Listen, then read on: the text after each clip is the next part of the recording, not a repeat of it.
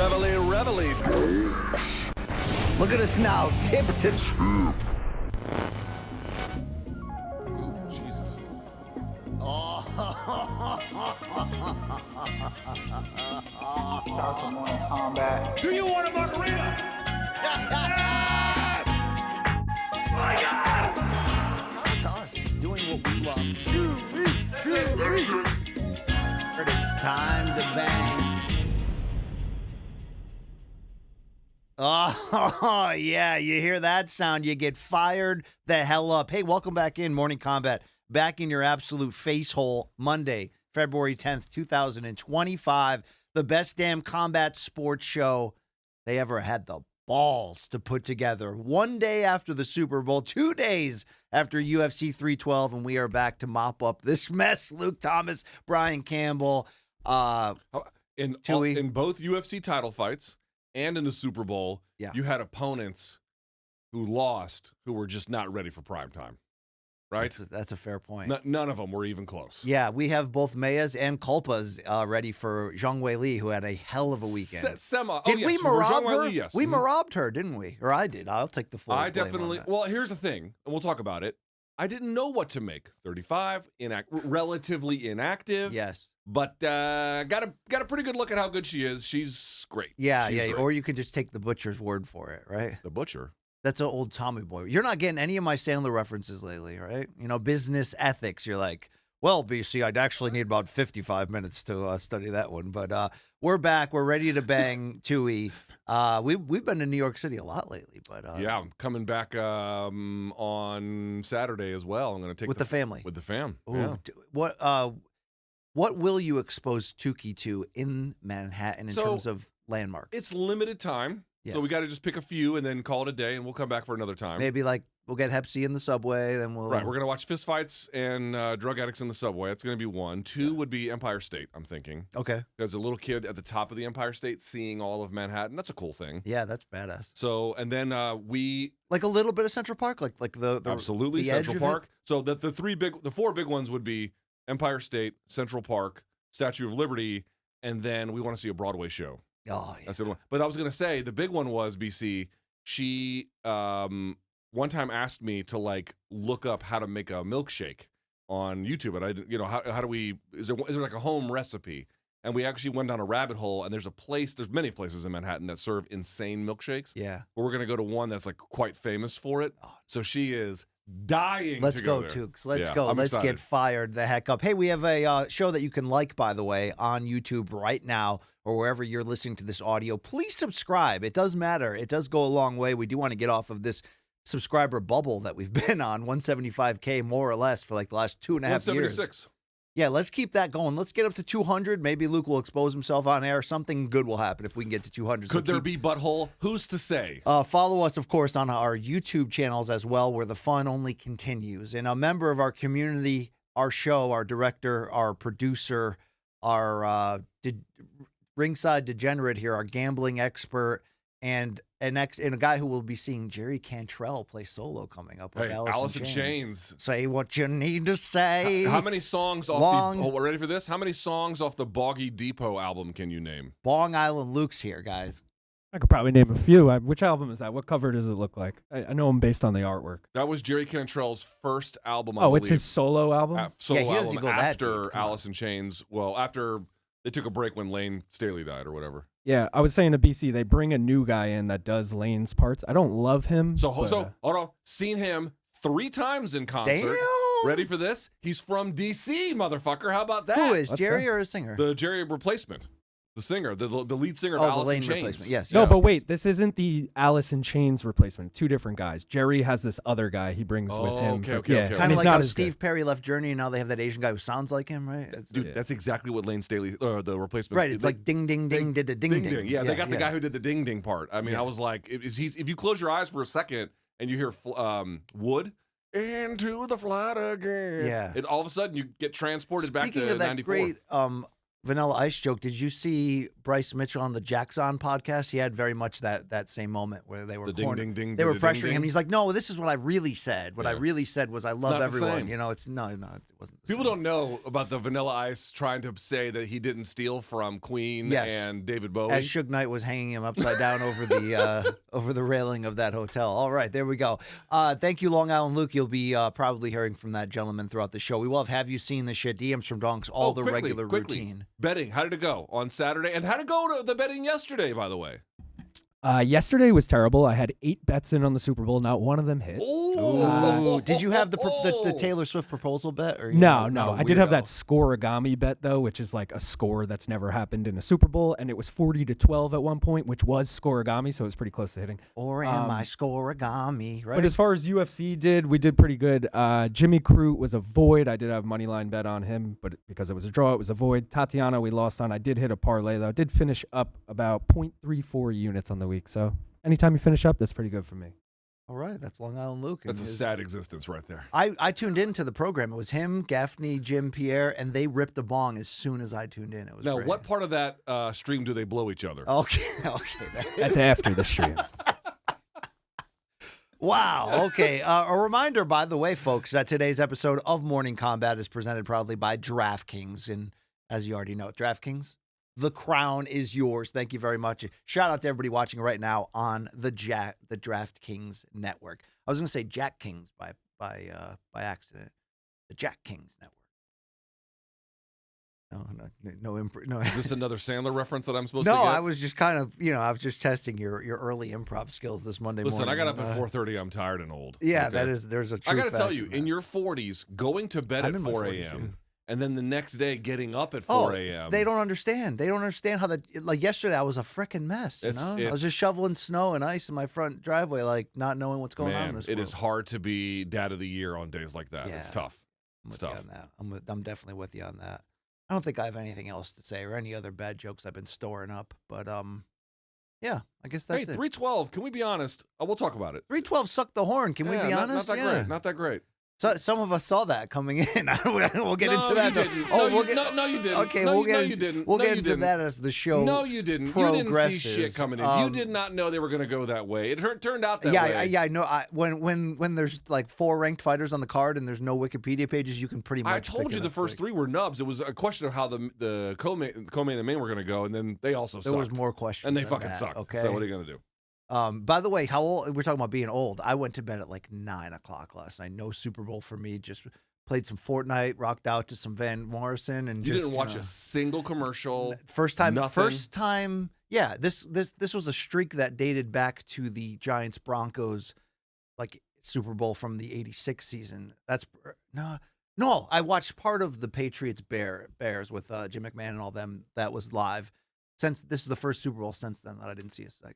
I have one comment Because about I'm that. old. I'm really old. you Yeah, know? yeah. I have one comment about that, which is the older you get, the more you become disassociated from things that are popular in pop culture. Yeah.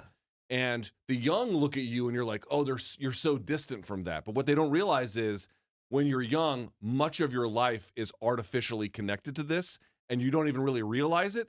And then when you get older, you're like, why the fuck am I doing this? I don't care about why this was I anymore. raised to worship celebrities? you Yes, know? I don't care about this anymore. I want to just do the things that I like, which in your case is masturbating at the bus stop, eating Arby's, and watching and playing Fortnite. There and you sleeping and doing massive whippets behind. Sorry, were you the one telling me that that other guy, the other famous anti-Semite, he's real into nitrous too?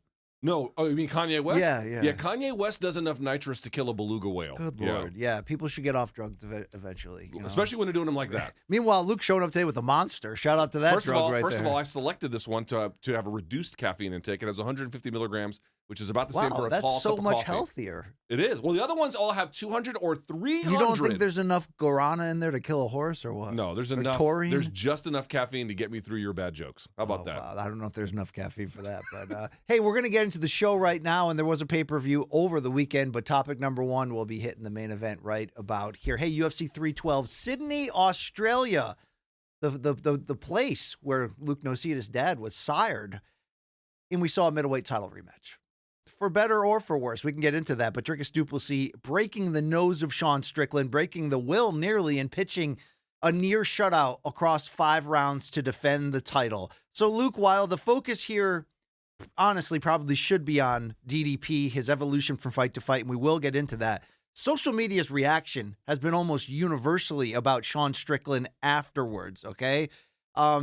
He was unwilling to back up the pre-fight talk of fighting to the death, of altering his game plan. You had Eric Nixick in his ear after every round urging him to do something different, and he couldn't. He did fight through the broken nose and showed some toughness. But does Sean Strickland deserve what amounts to the Colby Covington-like go-home heat that he's receiving, essentially blaming all things UFC 312 on him? Should we be talking about him as much as the internet is after this one-sided defeat? I think so. I think so. I mean, listen, let's say one thing about Coach Eric Nixick, friend of the show and somebody I have great admiration for. After every round, he was saying things in your head that you were saying to Sean, at least I certainly was, watching that fight. So you can't really claim, if you're Sean, that sometimes you watch title fights, BC. For example, when you watch title fight between Amanda Nunes and Rocky Pennington, and she tells her coach, I'm done, and her coach is like, get back out there, and then she gets her face smashed. You're like, right, her corner didn't necessarily help her in that case. No. The corner here was as excellent as they possibly could be. It didn't help in the end because Sean wasn't able to execute. But I just want to be very clear. It wasn't like he wasn't getting obviously right instruction in an urgent, timely, digestible way. He was. And I bring that all up to say, look, I don't know how encumbered he was by staff. That was a part of it, yeah. It looked like he had it. The question was he on medication at the time or nearby in a way where it affected his training? Let me ask you a question as I answer this very quickly. Did he look as in shape to you this time as he did for the last fight? Yes, and I even thought with the change in facial hair and hair, even though that doesn't really be part of it, that it showed that he was like even more focused on going in there and doing what he had to do. I did not think he looked as good. I thought he looked much sharper last time physically. And if you look at the numbers for this fight, his significant strikes landed dropped off by 50. Not 50%, but like 50 total. And actually, last time, he numerically outstruck DDP. This time, he was numerically, and I think also obviously qualitatively outstruck. You bring up Colby Covington, and the reason why that's important is because he made this claim after the Leon Edwards fight where he completely shit the bed. Yes. Whereas, like, well, I was injured, and he, other factors he brought up. And it's like, I understand that there can be, in certain cases, extremely mitigating circumstances that make judgment of any one individual performance hard to come by. And I can certainly afford Sean Strickland that in this particular case. But the body of work is what the body of work is. He is a defensively oriented fighter who has tried to rebrand himself, or at least retool his skill set to be a little bit more offensive to get himself over the hump. And not only did he not do that, he actually regressed. Yes. He did. He worked less in this fight. What he worked at was less successful in this fight. Yes, he broke his nose. He is obviously tough, but all those guys at the elite level are all pretty fucking tough. But to be fair, he also set it back in. He could have asked out of that fight, and no one would have been upset about that. This is not going to be any kind of claim about is he sufficiently tough to be a UFC fighter or a UFC champion. Sure. He's plenty tough. And then some. That's not really what's holding him back. But what really gets me, and there's a lot of frustration, is there has just been a consistent drumbeat about going to war, leaving it all out there, dying for you guys, and it never even gets close. And I'm not even mad at that. No, I am. I'm mad at just the lifelessness. I can't. The unwillingness to alter and change. But if he was sick, what more could he have done? That's the part where you have to kind of reconcile a little bit. So I can understand if he was actually sick and this was the best he could do, well, then it was the best he could do. Sure. What I'm saying to you is there is now a demonstrable pattern where he says he's going to go to war and die for everyone, and it's never even close. And then if you challenge that publicly, you get a legion of orcs who come after you, typically with bad spelling, who say things to you like, he's a warrior, he goes out there. And yes, he is certainly a warrior. He does speak for the orcs, though. Fine, but dude, I've never seen a more boring fighter graded on a bigger curve than Sean Strickland. Well, that's what I wanted to ask you. Fucking curve, because Colby doesn't attract the same kind of adoration that Sean does. Yes. And again, I'm not saying that there's no room for adoration depending on what the way in which it is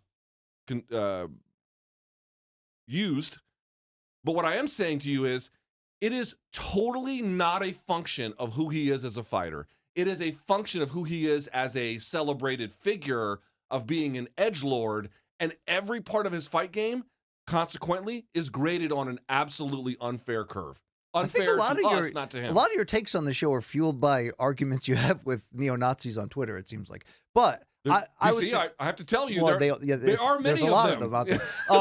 Are we grading on a curve, or I was wondering if we're hating on a curve? Because this was a confluence of bad events, meaning we came in believing that this was a shitty pay-per-view card on paper.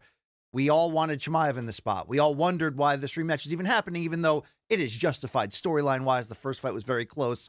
But in between, Strickland had beat Paulo Costa, but just barely. Whatever. But I think, Luke, when you add in, we had low expectations for the card, and we were hoping someone could grab it and entertain us. It's not Sean's fault that the fight card sucked, that it played out as it sucked, and then we get to the main event and someone's just looking for something, and he's the one that doesn't deliver. But I do think he does deserve a great deal of the blame, though, because it not even so much for sustaining our entertainment level, just for his standing as a fighter. It was most disappointing to see him not have a plan B and not even be willing to entertain a plan B. Now, I'm basically saying what led up to the nose break. The nose break on, he's just hanging on, and I almost felt like to some degree DDP was like, I don't want to, destroy the guy and hurt him, and he may have just carried him to the end. I'm just talking about when you're in a spot where people are like, well, this wasn't the fight I would have picked anyway, and you're going to talk that game, you owe it to yourself to go out there and give your best performance, and he fought the way he always fights. He looks like $1 million when he's controlling the terms of the fight and dictating everything.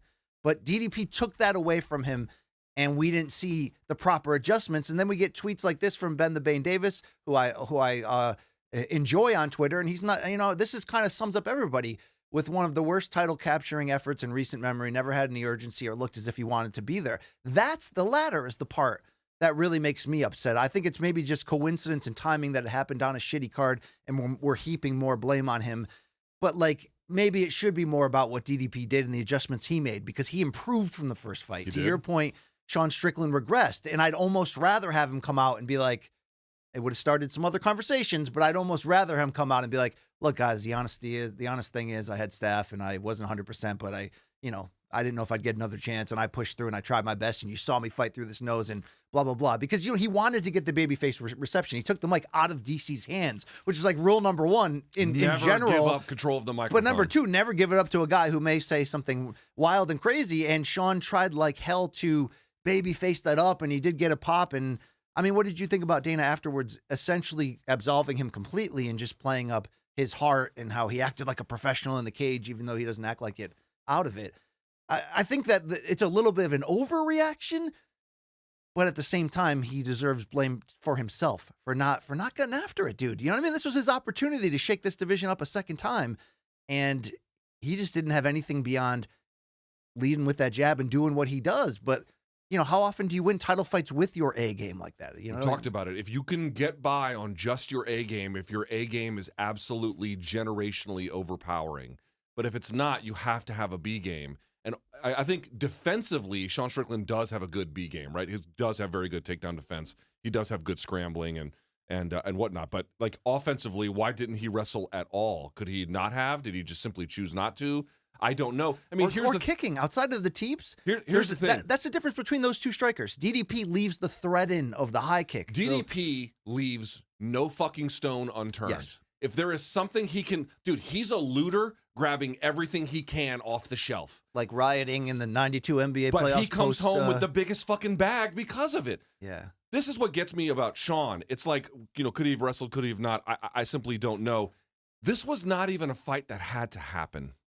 Why wasn't the Hamzat fight made? Again, I don't know if there was some kind of immigration thing or just a timing thing. They wanted to save him. I'd love to get that answer. Like the real answer. I would love to get the answer. Maybe Sean did him a solid. When I say that, I mean UFC, in the sense that they needed an available contender. He took it on terms. He had to go to Australia, taxes, the whole 9 yards. And they didn't want to bury the guy. Also, he may have had staph. They didn't want to bury him after the fact. I understand that. I think that's totally fine. I'm not asking Dana to go and bury Sean, nor do I wish to make it part of today's show. But I am a little frustrated when it's like two things. One, this was probably his last chance to have a UFC title fight. And again, I agree with you. Once the nose was broken, it was probably a done deal. But he may have been down 3 rounds before that. I even scored a happened. 5-0. Yeah, right. It may have been down even 3 rounds before. Like, where was the urgency even before that? This is your last chance to be here. No, he was, to give him credit, he was close in the first 2 rounds. I thought rounds 1 and 2, you could argue. Round 1, I thought you could argue. If round you 2, had I didn't scored think it you for could. him, I think there's an argument. But the whole point was, I thought he still lost and he didn't do any Okay, adjustments. but even after that. round 2 or round 3, you're saying to yourself, dude, the whole point of what we were talking about pre-fight was, and you could hear Eric Nixick saying it. I know, that's why if turn there's it up, something turn that, it up, turn it up, and he didn't do it. If there was something that was wrong, I wish they would just come out and said it. These are the times where I don't think it's an excuse. I think you're giving us answers to why it played out that way. I have a take here from Dean Thomas after the fight that I'm interested in your thoughts. We just have to admit it now. We have to admit it. Sean Strickland is not who he says he is. He's not who he says he is. We want him to be something. He wants to be something, but he's not that guy. He's not the guy who's going to go to the death, to the death. He didn't go to the death. He didn't even go to the well. He didn't even go deep. I'm not saying he's not a great fighter. I'm not saying he doesn't deserve to be where he's at, but he's not who he says he is. We got to admit that. Dude, what is wrong about that? That's fine. DDP is the guy who will go to the death. Yeah. DDP is the guy who, if he was down 3 or 4 rounds, would fight with insane urgency. Sean Strickland is a very talented, very tough guy with a defensively oriented style. He is good, and because of how good he is, he does deserve respect. I understand that. But the level of acclaim, the level of promise, the level of here's the storm, that's what's to come, here was the big opportunity to deliver on that. And again, tweak the style to get meaningfully different results. And everything went the other way. At what point are you supposed to inventory that and then ignore it all? The overwhelming evidence at this point is simply too complete. This is multiple title fights, a long career. What did Dean say that was so aggressively?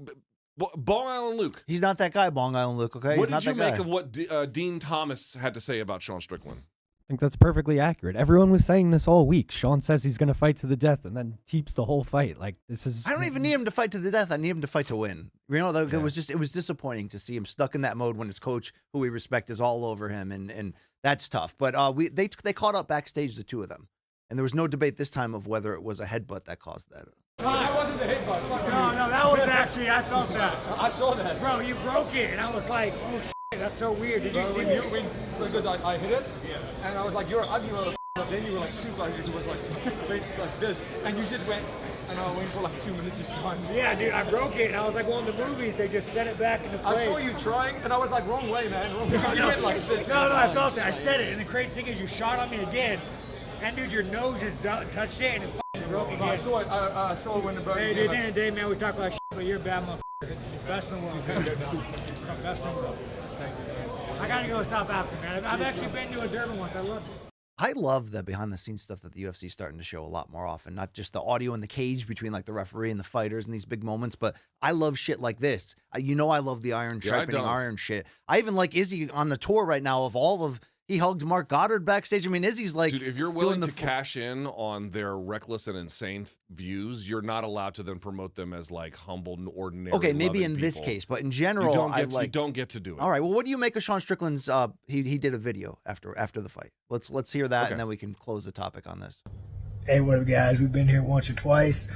I'm so grateful for your guys' support, man. You guys are so awesome. Win or lose, you guys always ride, and I appreciate you, Dricus. Man, help fight, broke my nose like 6 places. Silver lining is your nose is so broken it's really easy to reset, so you know, it was a new experience. But you know, I'll be quick. I get so many messages from fans, friends, family, like, hold your head up, it's okay. And you guys, man, like, I'm good, dude.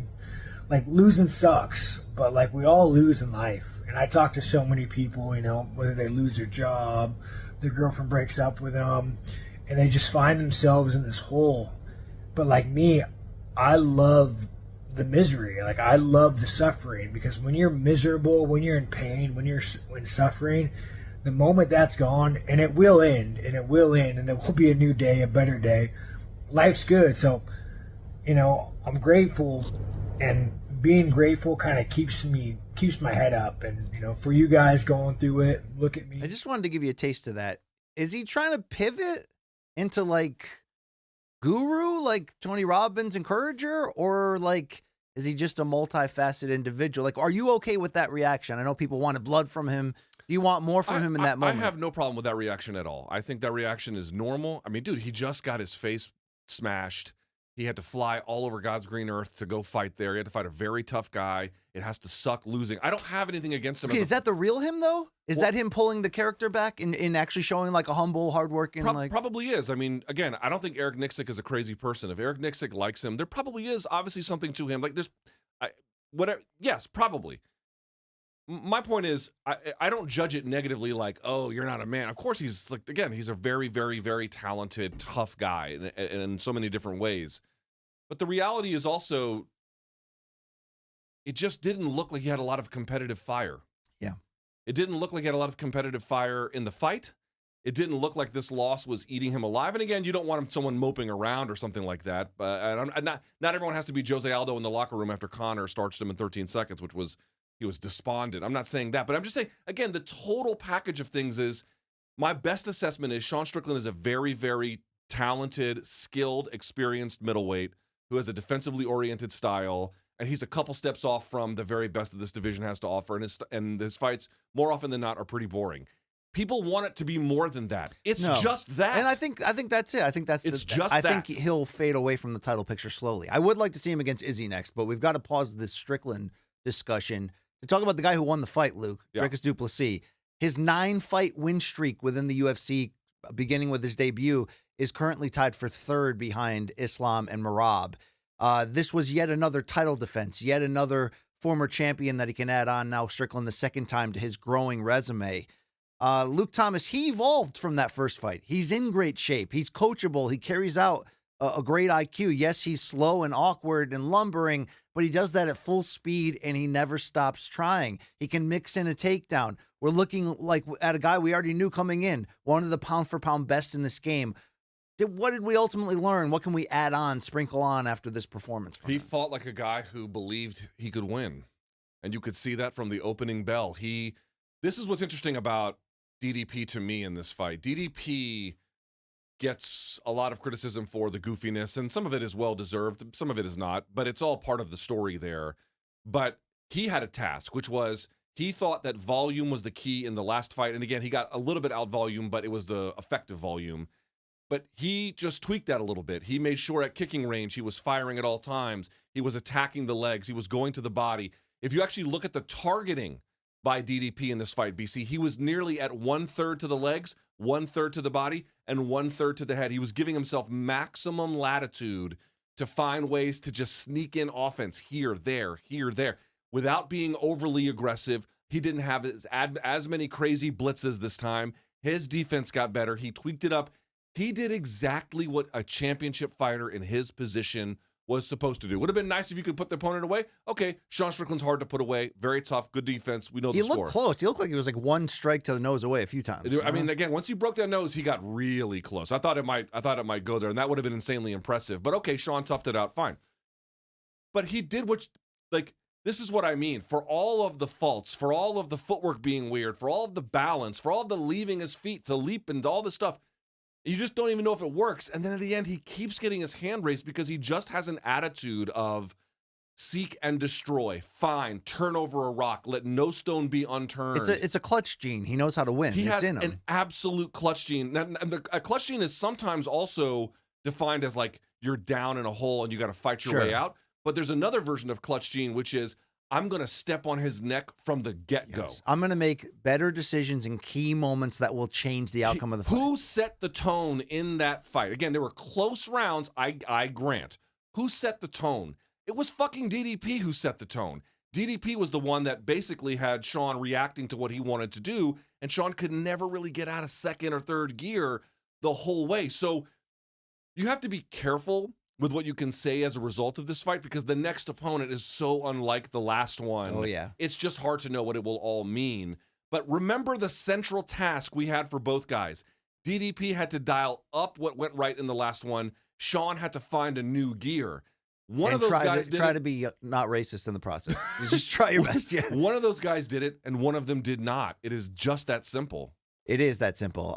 What a win for DDP and what a run that he's currently on. So afterwards, we assumed it would be all about Khamzat Chimaev. Dana has intimated in the past few weeks that Chimaev would kind of automatically be next. But then in the cage, Dricus du Plessis did cut like a quick promo on one Poatan, Alex Pereira, who was in the corner of Strickland. And of course, they have grown a friendship.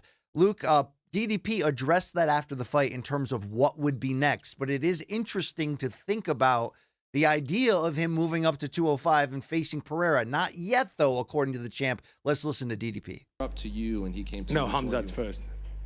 Khamzat's first. Khamzat's first. No, I wish him. I said, please beat Ankalaev. No hate against Ankalaev. I just want to beat Alex Pereira. It's nothing personal against Ankalaev. It was just Pereira. He's such a legend in the sport to me already, that it would be amazing to beat him for my legacy. I want to be the greatest to ever do this. But Khamzat's next. Khamzat is next. I want to make sure that this belt, the middleweight title, that there's no question that I'm the GOAT of the middleweight division. And I know that, you have Anderson Silva. In my mind, he is the GOAT of this division. And you have Adesanya, who's done incredible things. But it's not about how many times just you defend. It's about who you fight, how you defend it, and how you've done it in what period of time. So, Luke, this is kind of a smart move. He's already planting the further seed. Now, he's going to be a betting underdog, of course, against Chimaev, who's just streaking, and that's a fight we need to see. But do you like this? Because it was Dricus that started this conversation that led to their backstage interaction that he was just breaking down, where Pereira's like, yeah, come on up and let's do this. Kind of planting the seed for future business. Not a dumb idea. How do you feel this? Yeah, not a dumb idea, but he's got work to do. I think if you beat Khamzat, obviously that means many things. One of which is you can probably call your shot after that. And then Dude, everyone wants to fight Alex. Everyone in every division. He has done so well for himself. It's kind of funny. It's like Poatan is getting called out like crazy because he's the hot guy. And I thought that Ilya had a better year because not he won more, but because he had the better 2 wins. But, he's not really getting called out like that in that same kind of way. Alex is the guy that is the destination. But nevertheless, I did like what DDP had to say, which was, okay, we got business against Khamzat first. But I swear to God, you go in there and you beat, let's be clear about this. And I want to ask you this too. This brought him 2 title defenses. One was against Izzy and now against Sean Strickland. That ties him with Rich Franklin, who I think beat Evan Tanner and David Loazo. If he gets one more, that would tie him with Weidman. But Weidman's title defenses are Anderson, who broke his leg in that fight. Sure. Machida, which is a good one. Very good one. And then Vitor, who looked like he had been a deflated balloon after getting off of TRT, had 3 minutes of fighting in him and then completely collapsed. Did he have bitch tits too? You're all over. He didn't look great. He didn't look great. So I got to tell you, if your wins are Sean Strickland, Izzy by finish, and if you can beat Khamzat, I think you replace Weidman as the 3rd best middleweight. He's ever. knocking on that territory. He is knocking on that. The quality of names. Would you put him, Bong Island Luke? How would you compare what DDP has done at middleweight relative to? You're talking to a Long Islander here about Chris Weidman. Hold on, though, please. Hold on, not Chris Weidman. Rich Franklin. That's a good question. I think I got to put DDP ahead of him because just overall quality of work. Also, like Whitaker wasn't a title defense, but you have to remember he finished Whitaker too. Like DDP's run right now at middleweight is actually crazy. If he can beat Khamzat, his stock goes up. If he can finish Khamzat, dude. All right, let's just worry about the win, because if he beats Khamzat, he's going to become one of their biggest stars. I just want to say, this is where DDP is now, where I hold Rich Franklin's career in high esteem. Now, I asked about his middleweight run.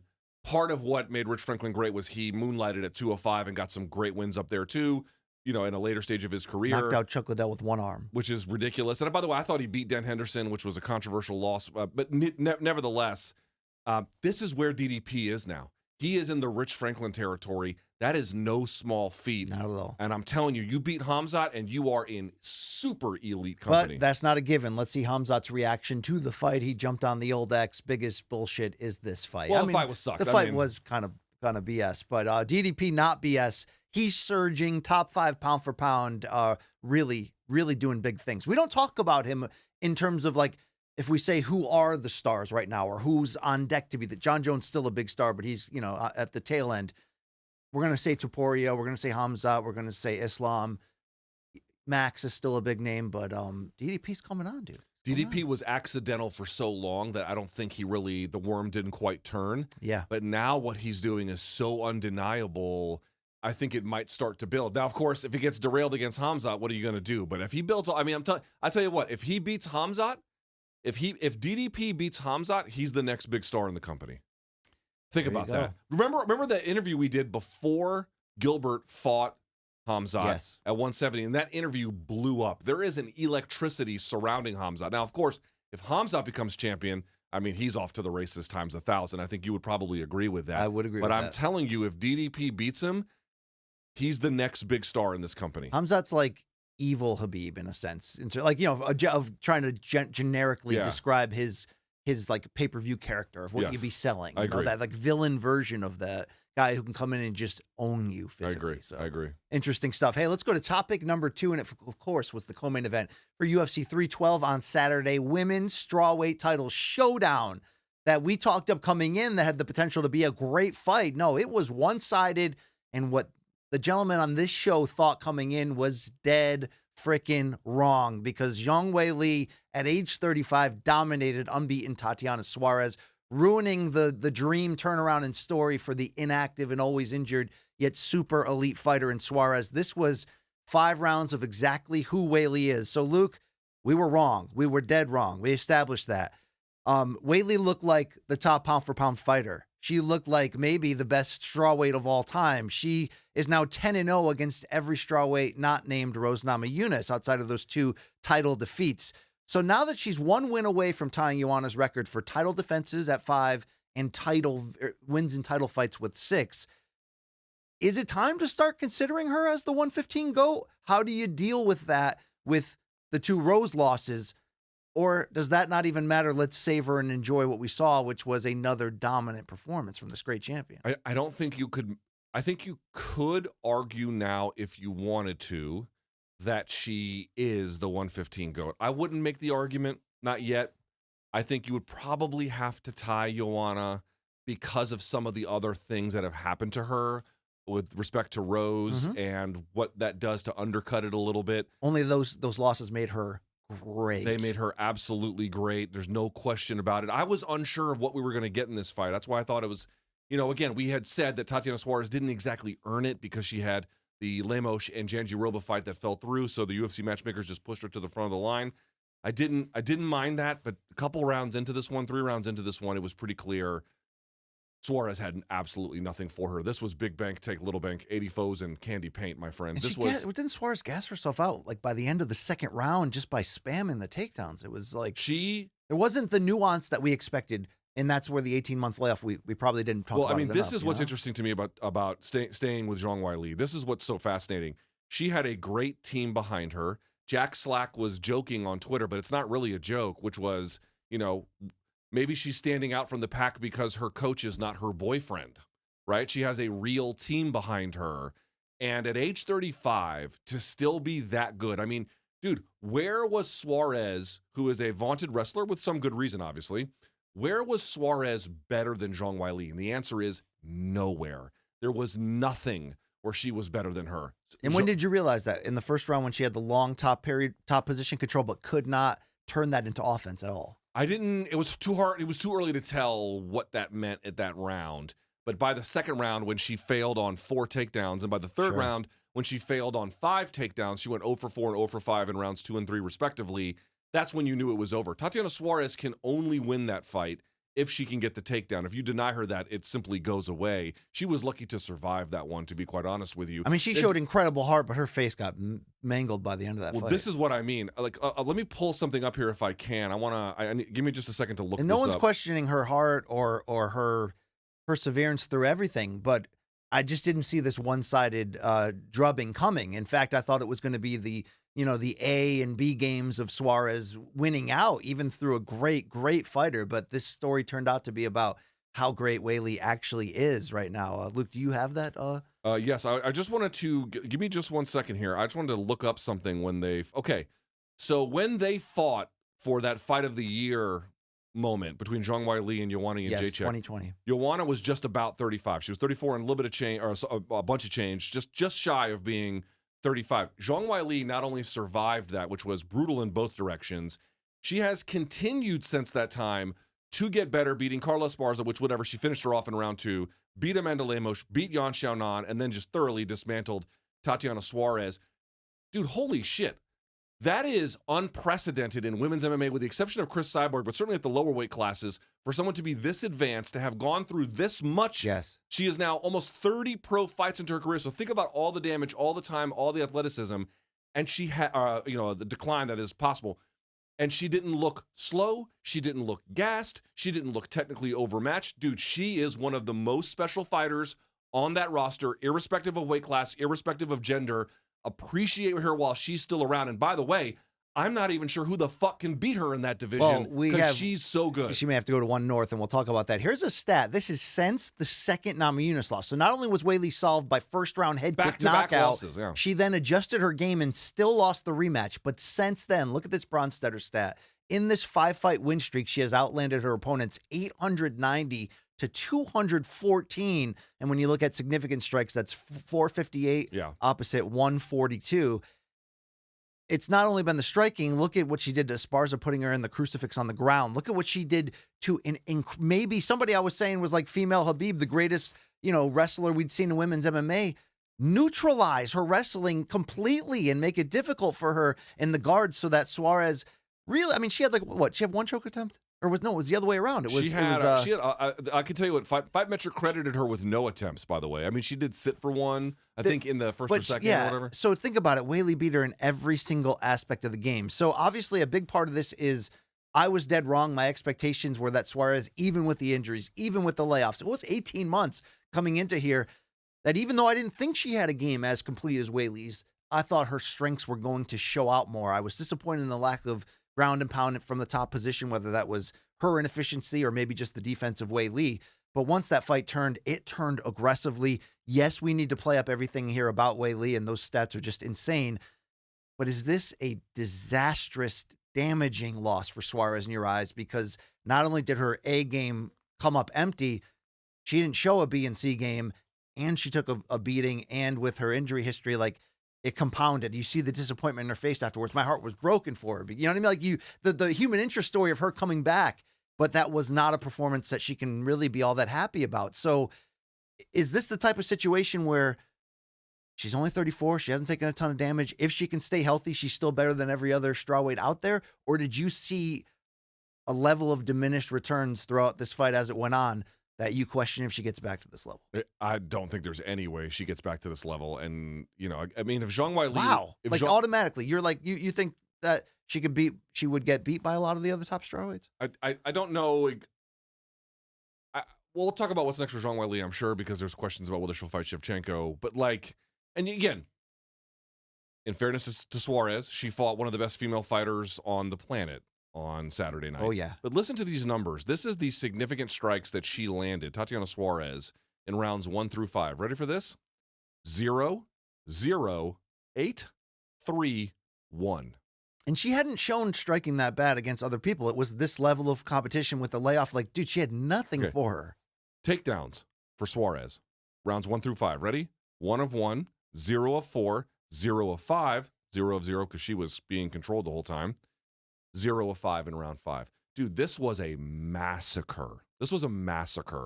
And again, it's one thing to be you got massacred against the best in the world. Okay, fair enough. But the distance between them was significant. Significant to the point where the need for the fight during the middle of it, I said to myself, we didn't need to see this. Did you, now knowing what you know, this need to happen? No. Now, again, I'm not mad at UFC matchmakers. We talked about this well in advance. Fair enough. They want to give somebody who was a top prospect at one point, who has had a lot of bad luck, an opportunity, which I appreciate and respect. Fine. But now that it's happened, she had again, it's not one person was better than the other one as the sole determining factor. There was no ability to go to what you mentioned, a B game. There was no ability to make adjustments. There was nothing. I got to ask you the hard question. I got to cut you off and ask you the hard question then. Was she never who we thought she was, or was this just a horrible performance when she got to the top level? I think it's two things. One, credit to Zhang Weili for just making a good fighter look bad. That's one. The second one is I think all the injuries and time off have made her game static, and I think the rest of the game has, at least at the elite level anyway, caught up and passed. You know, I was talking about this with Long Island Luke. It's like it's very easy for me to say this. I sit in this chair. I ride a train to get up here. I have a very comfortable life. I'm just. You avoided trains in college, but I understand your point. I avoided the Marines. You know, but the reality is, if you want to do ground and pound in modern MMA, you have to be a master of top pins and rides and wrist control. And if you don't do that against a good opponent, your takedowns don't mean anything. Yeah. So here was her problem. She got the takedown in the first round. She had 3 minutes of control time. She landed 0 significant strikes. That was the round to like soften that was her Zhang moment. up, and she got nothing out of it. I mean, I guess she won the round or whatever, but in terms of like sticking it to an opponent, then she couldn't get any of the takedowns after that. And I'm going to go back to it. Khabib had bad striking. He did not have good striking, but he had top pins, rides, and wrestling from the back to get to places where he could just absolutely lower the fucking boom on you. But he also wouldn't stand with you in those key moments early. Like he would. I mean, the Gaethje fight a little bit. He had to. You know, there was always like a little bit of a. Yeah, well, he was one. He was one of those ones. Yeah. But you understand my point. It has to be the case if you want to be a wrestling first fighter, male or female, heavy or light, in modern MMA in 2025. Top pins and rides, and if you don't have them, there's no value to wrestling against someone this good. I know it was tough to see. She had so much heart. She just didn't have what she needed in that moment to pull it off. So we can show she. I thought she was never the same. By the way, after getting rocked with that right hand in the third round, I felt like she was kind of like almost out on her feet for a lot of that, and she just gutted it through because she's so tough. But she also had this leg gash. Can we show this? I mean, apologies for the meme attached to it. But, Luke, that was nasty. You don't usually see injuries break out like that. That was just another thing to try to deal with. This is what I mean. Everything went against her. You know, I'm not saying – I mean, everything went wrong is what I'm saying, ultimately. And to her credit, like Sean Strickland, she's tough, bro. Yeah. She's tough as shit. There's no question. And we should maybe take a moment, though, because we're bagging on her because it went real bad. It did go real bad, and there's simply no denying it. Like, you have to evaluate the performance for what it is. But Suarez has always carried herself, for the most part, from what I can tell anyway, with great professionalism. Just getting to this position was something of a minor miracle. Hell yeah. Between her cancer diagnosis, her knee injuries, you name it. Neck injury that wouldn't go away. Neck injury. Yeah. Dude, just getting here was a legitimate, kind of heartwarming achievement. But the problem is, as good of a moral victory as that was, in terms of the competitive readiness, bro, that was not even remotely ready for someone at this level. Like $1 million. Just her striking evolved. I mean, it was so crisp. The talk now, Luke, of course, is there anyone left at strawweight? You know, whether that be Dern or anyone we think that she should hang around for. Or is it time to do what Weili revealed during fight week she already thought she would have done? Move up and fight Valentina. The potential problem here, Luke, Manon Fiorot is undefeated and has passed all the right steps and has now just been waiting for Shevchenko to recover from injury coming off of the trilogy against Alexa Grasso. So what does the UFC do? Do they let Weili cut the line? And do we have a true number 1 versus 2 pound for pound on the female side? And Weili getting the opportunity to become a 2-division champion in a super fight against Shevchenko. They're both, I guess, right around the same age, even though Weili did tell John Anik that she's not 35. Her passport says she's 35. She's really 34, and that the passport's wrong. Luke, here is Dana White dealing with this. Is this the fight to make? We'll talk about it. But lots of people were texting me saying that Weili loses tonight, and you know, it's over, and she was an underdog, and I bet the casinos got murdered tonight because I bet a lot of people threw money on Tatiana.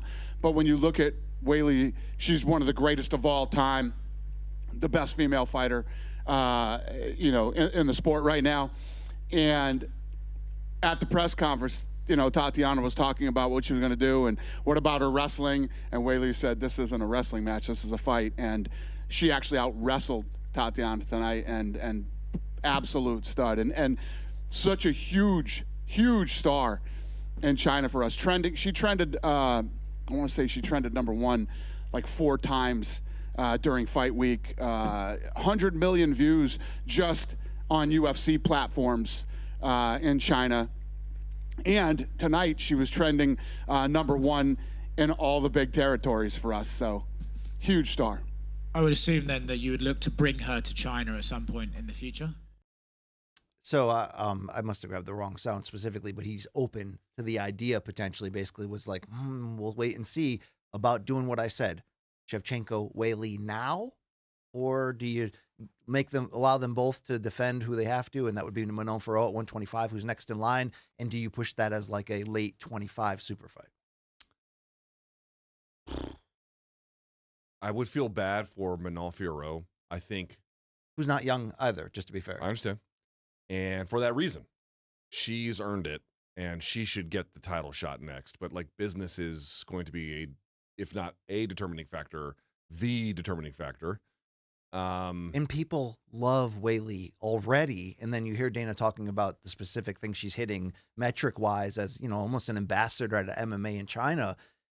That's why I'm shocked that they didn't do the Yan Xiaonan fight in China, but then again, they did do it as the co-main to UFC 300. So she has been put in situations to succeed, and Weili has hit home runs. Dude, that's a big-ass fight. That's a big-ass fight. You can talk yourself into, like, the winner is the GOAT if you want. Like, you know what I'm saying? Like, there's certain, you can make that feel even bigger than it is. To be the second woman to get champ status after Amanda Nunes, and then to doing it in much tougher divisions, because 135, obviously, that's pretty cool. 145 was just, fucking math teachers and lunch ladies. Sure. 115 and 125 ain't that. Not the women that. And going through somebody like Shevchenko, like, come on, like, yeah. I'm like, you have to ask yourself, what would Weili have to do to surpass Amanda Nunes and Cyborg, atop the list on the female side all time?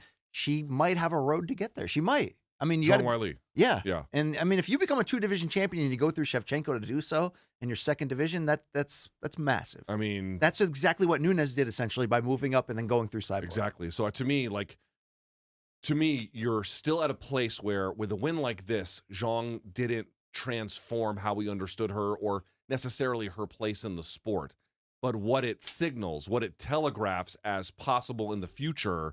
Given, by the way, I want to be clear about this. At age 35, she still appears to have most of her athletic gifts. She still looked pretty quick to me. She looked faster on the feet than Suarez, who, by the way, was also 34 and some change. It wasn't like she was young. Sure. But I just want to point out, like, at 35, for Joanna Jędrzejczyk, she was kind of on the way out, and that was a brutal fight that kind of pushed her on the way out.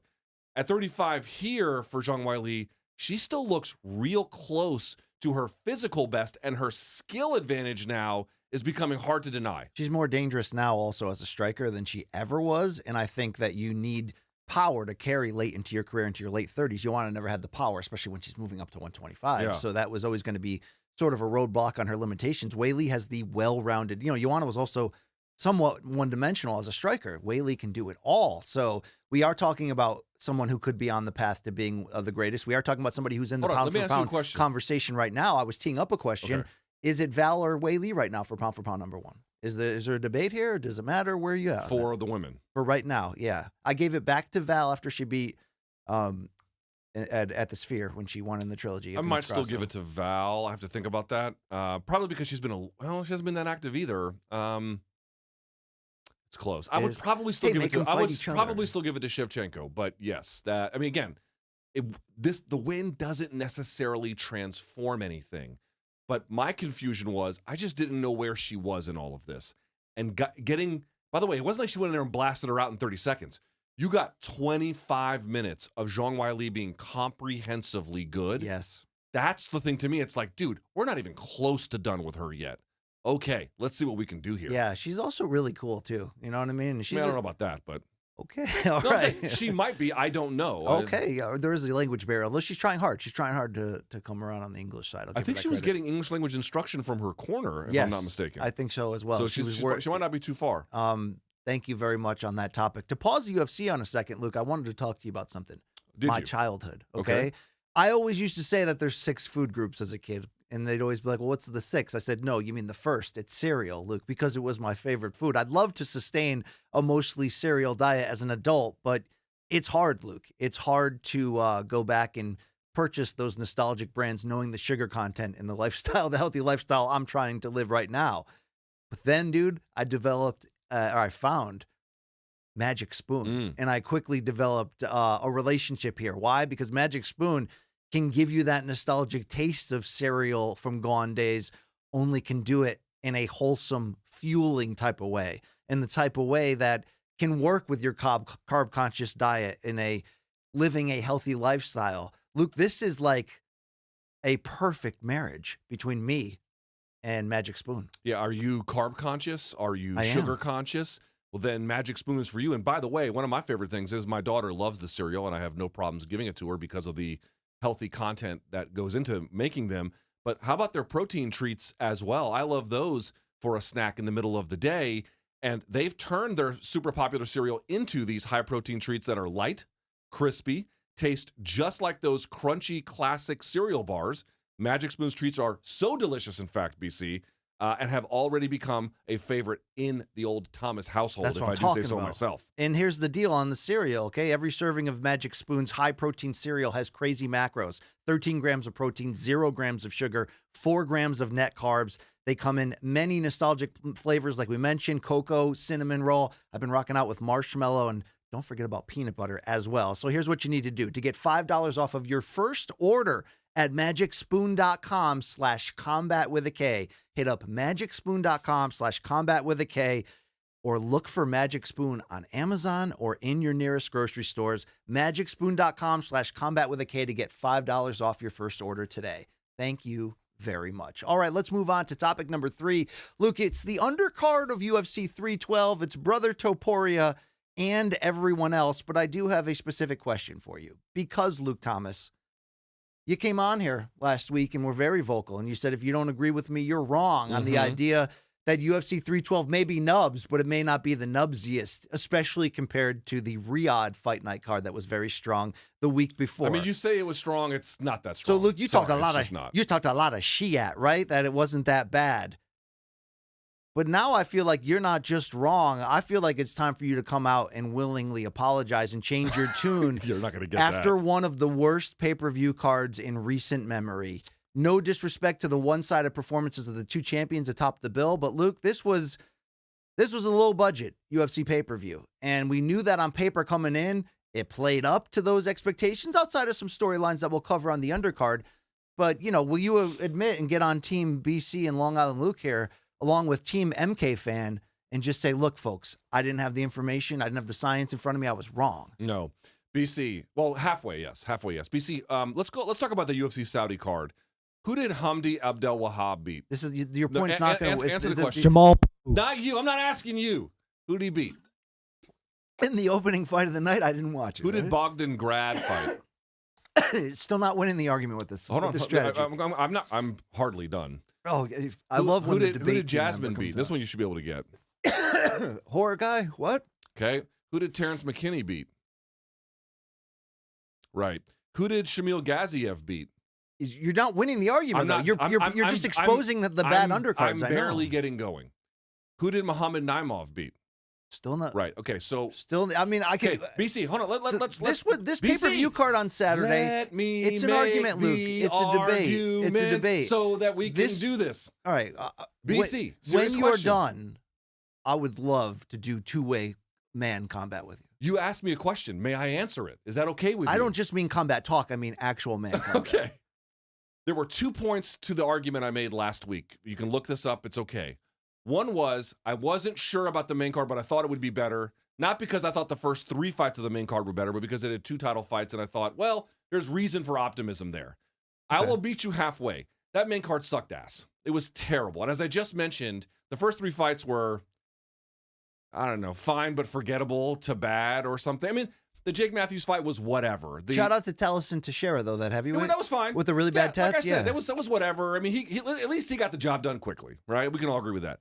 But then, as I mentioned, after 3 rounds of the co-main, I was like, dude, this is fucking, why are we watching this? There's no need for this fight. And then when Strickland didn't turn it up in the main event, I was extremely like, okay, that main card was terrible. But there were 2 points that I was making. One was the prelim card of UFC 312 had a lot of gems on it. which I think for the most part actually ended up being quite true. There's a few Cody good moments. Steele and Rong Zhu put on an awesome fucking fight, of which there really isn't quite the equivalent on the Saudi card. Certainly not on the prelims. Not even close. And there was more gems than beyond it. Alexander, main card. Let me Come on. finish. Comparing the oh main my cards? God. Oh my Lord, Jesus Christ. Is this not a TV show where we talk back and forth? I don't understand where you're pulling these emotions from. If we constantly get to a point where the argument never gets delivered, you actually can't debate me. In order to debate me, I have to give it to you, and then you have to give it to me back. I have to have room to be able to actually talk, though. In the you debate. asked me a question, BC. Am I allowed to defend myself? Please. You literally structured a question on the show about asking me to apologize. I have a right to defend myself. I would love to hear it. Okay. The two arguments were, as I mentioned, the prelim card for 312. I said it last week. It is better. Sure enough, it was better. The main card, I thought on paper had enough to be better. It didn't deliver in the end. The main card was certainly worse. So about that, I don't deny. But I think it's very wrong to go back and be like, oh, the UFC Saudi card top to bottom was great. No, it wasn't. That prelim card was ass, and this one was pretty good. Yeah, but that wasn't the argument. It was the argument. Yes, it was. The argument was which one is better. It wasn't the argument of which one was great. What does that mean, which one is better? What does that mean? Which one? How are we defining one? Are we defining it the whole card or just the main whole card? Which card was better on paper? That was the argument. And the answer was the main one event before. for Saudi ended up being vastly better, in part because it was much shorter. I mean, I can certainly say that, fine. But you have to assess the full breadth of the card. The full breadth of the card, certainly on the prelim side, is vastly better than the Saudi one. The Saudi prelim card was, for the most part, not totally, butt cheeks. This one was not. there was some. You couldn't even name a single opponent of the entire prelim card. You specifically picked out fights and names that I wouldn't know because they're all from the Dana White Contender Series and no one's heard of them before. I went in order. I went in the literal. But that doesn't win the argument just because you found a loophole in your debate. I'm agreeing with you that the main card, you're taking taking the fun out of this. It was supposed to be you defend yourself, but now it's like this, like you're ready to fight in battle. I'm not ready to fight. I'm simply defending. I agree that the main card for 312 was ass. You were going to say something, Luke? I've wanted to chime in a few times during this argument. Yeah. I don't remember specifically. I just want to say we were going on how it looked on paper, which to me means like name value. Do I recognize these names? Right. Have they fought in the UFC before? Right. And I still feel like Saudi had more name value to it, therefore a better card. Again, better in quotations. Again, the Saudi main card one more time. Imavov, Izzy, which ended up being great. Short, but great. Page, Magomedov, fun, I would agree. Pavlovich, Rosenstrike, complete ass. Right, but on paper, ass. Right, we're talking on paper, not in execution. Fine. But modestly interesting on paper. Vinicius Oliveira versus Said Nurmagomedov, that's a hardcore delight. Again, we're talking about what it was on paper. That's fine. It was the fight of the night. It was a war. On paper, you just told me. On paper, not what it delivered on paper. You just used the argument that I couldn't say Pavlovich. Right, but you wouldn't anoint sucked it. Ass. The previous week, you wouldn't anoint it as fun. You said it's. I said it's fine. And then Fariz Ziam versus Mike Davis, fine on paper. Actually ended up being weird, but kind of good in the end. I guess Davis had a weird performance because apparently everyone was inhaling paint fumes. Main card to main card, Saudi better. Prelim to prelim, 312. Main will value more, obviously, than prelim. So overall, Saudi wins. But I just want to be clear. So you lost the argument. That's all we wanted you to say. Yes, main card to main card, Saudi ended up being better. But how could I make that argument? How could anyone make the argument until you actually watch it play out? So let me ask you this. I have a question. The first three fights, they go exactly as they went. What if the main and co-main had been not even great, but like good? Oh, it always is tilted toward what people leave with. That's why the main event is so important. That's why sometimes one great finish in a main event that's bad on paper can save the whole night. We all know that. So yes, that would have changed a lot. This was a confluence of worst case scenarios that just bubbled together. But it's also the risk you take when you're matchmaking not just fight nights in the Apex underwhelmingly, but now these pay-per-view cards. I mean, it's tough. It's rough. I don't like this trajectory. We're watching the product get watered down more and more, and it's making me angry. Although this setup to this segment was to try to make you angry in our debate over last week when you said, if you disagree with me, you're just wrong. The reality is I'm nervous that we're only continuing down that slit. How much do you consider how bad 312 main card was? Here's my question. How much it sucked was bad luck? Does that make sense? You only to a certain degree because you matched those fights. Those are second-rate fights. Like with the Suarez fight, with the Suarez fight, that ended up not being great. Right. But I don't blame the matchmakers. I don't even blame them for the way that fight played out, because at least it was interesting and there's something to talk about, and we learned something important between two true elites.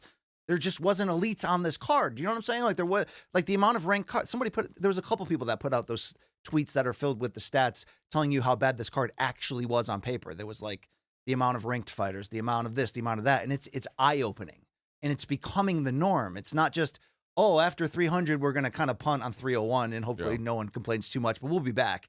Now it's starting to be a little too regular, is what I'm saying, and that's again my hope for the card last week was, you know, for the main card, I thought it would turn out a little bit better. It didn't. It turned out bad. I mean, there's simply no question. It turned out bad. You and I were in agreement. Like when that fight was halfway through, we're like, oh my God, just end this already. But I said there was talented prospects from Oceania all up and down that card. Dude, they performed fucking well. Let's hit a few of the high notes. Although not from Oceania, I'm sure people want to know what you thought about bantamweight 29-year-old trainer and brother of Ilia Topuria, his older brother, Alexandre, who went out there against a late replacement, but somebody who trains with Volkanovski, someone with a real gas tank and thickness, and you know was kind of patient and technical and tentative, but showed us that like he's pretty damn good here. Were you as fired up in the man space for older brother as you were for the main man? I wouldn't say as much in the man space, but I thought it was pretty good. I think for me, the lesson I took from this fight was he was not overwhelming, but remember, he had been inactive, to the older Topuria brother. He'd been inactive for quite some time. He didn't have much experience overall to begin with. Is it true that I was trying to listen to their story, but I was in and out of the TV. Did he like pause his career to train his brother for a long portion? Yes, he did. Okay, kind of like the Golovkin brothers were one. They were twins, right? And they had to decide which one was going to pursue it, and the other one would just support him. What's the brother's name? Max. Max, okay. In any case, I thought he was super solid and precise. Those body shots, the right hands to the body were awesome. How about the suplex with the pin? Fantastic. He didn't get hit with hardly anything. And check out the still on this dude, look at Suplex that. I mean, City. took him for a ride. I mean, that was fantastic. All of that was great. It wasn't overwhelming. He didn't put the guy away. But my thought is, it's your UFC debut. You haven't fought in a long time. Getting a solid win and looking good doing it is probably the most you need to do anyway. If you look at his younger brother's early UFC fights, he's got firepower, but they're not necessarily like, oh, I know this guy's going to be a champ from it. So I thought that was great. I will say this. That kid, Colby Thickness, first of all, great name. I mean, that's just an awesome name. Could be a stripper's name. Could be a stripper's name. Magic Mike up in like this bitch. KC Cannon, something like that. You know, for sure. Big Dick Nick, Philadelphia Eagles. Wow. He did not look like a plus athlete to me on tape or in the fight. But, dude, he just chips away at the opponents, and every once in a while, he would sneak stuff in. He's kind of a berserker, but there's kind of a method to his madness. He just he's got a little bit of DDP in him. Just keep trying stuff. So I kind of appreciated that. Tong Wang did pretty good. Tom Nolan, I thought, looked awesome. Dude, how about Gabriel Santos? I was going to bring him up next. Yes. So he rallied back against Jack Jenkins, in which he was dropped by a head kick. And then yet in the third round, he gets the overwhelming, what was it, a tap out at the end? But Choked him out from the back, yep. But like it was a physical, he grabbed that fight by the scruff and took over. I mean, he looks like a finisher. He looks like he's got, I mean, didn't he have Oliveira in his corner? He kind of had that, that like magic edge to him where it's like when the opening's there, I'm going to seize it. How Oliveira of him to get rocked, survive, and then choke the opponent out from the back. Brazilians built differently. Brazilians are just built differently. They're tough as shit. They're fucking tough as shit. So I thought that was, Jack Jenkins, by the way, his record at this point simply doesn't reflect it, but he is a very skilled, good opponent. And for Gabriel Santos to rally the way he did and then show such skill, kind of draining the life out of Jack Jenkins slowly through the second and ultimately succumbing to the choke in the back from the third, I thought that was awesome. So I really had, I thought there was a lot of, gems is a strong word, but something to like on the prelim card. I agree. And Taliesin Teixeira taking out Justin Tafa in 35 seconds. He's got a dad bod. He's like 6'8". He's now what, 8-0 with 8 finishes in the first round. Long Island Luke, can we get really excited about this guy, or is he just facing like that the heavy everyone there's like 4 good heavyweights and then it falls down off. Yeah, I don't know if we can get excited yet, but he looked good. I want to give a shout out to Jonathan McAuliffe. It was the second fight of the night. He beat Kevin Jose, put a beating on him. He looked really good. And Quillen Salkill, first fight of the night. Yes. 19-second knockout. Okay, but he fought a guy who lost a fight to barking. I mean, what are we doing here? I'm not saying it was a quality win. He looked damn good, though. I thought that shit was going the distance. Don't you remember that? Anshul Jubilee in his last fight before this one, I think, he was beating up on the kid, and then the kid started just barking. Yeah, Mike Breeden. Oh, yes. And he started barking in his face, and Jubilee just collapsed, couldn't fight any longer, and lost that shit as a consequence. I do remember that, and that was one of the weirdest So that moments. part of the card, I skipped that portion of the card, but the Rong Zhu win over Cody Steele. That was a fun fight. Dude, Rong Zhu, I slept on him completely in this one. Just want to say, I said before the card started that was going to be fight of the night, and it was. It was. Wow, Good Long call. Island Luke all freaking Also, Cody over it. Steele, great chin. I think his wrestling is better than what he showed. But, dude, if he doesn't clean up that striking defense, his career is not going to be too long. He was kind of frustrating, dude, because I feel like he could have taken Rongju down and choked him out. I agree, but he didn't. I also good comeback win for Wing Tong, but her opponent Bruna Brazil was like literally running away from punches for like a round and a half. It was I weird. thought after the end of the second, coming into the third, oh, this is about to be over, and it just kept going. So I don't know. That was a weird development. Quickly to close on this card, Dana took to the microphone and went after the Aussie media, even though the city of Sydney and the New South Wales government probably paid a pretty penalty to get them there. Yeah. Here's Dana White. I thought that was fucking hilarious. Yeah, no, most of us do. It's ridiculous. We don't even like the paper here.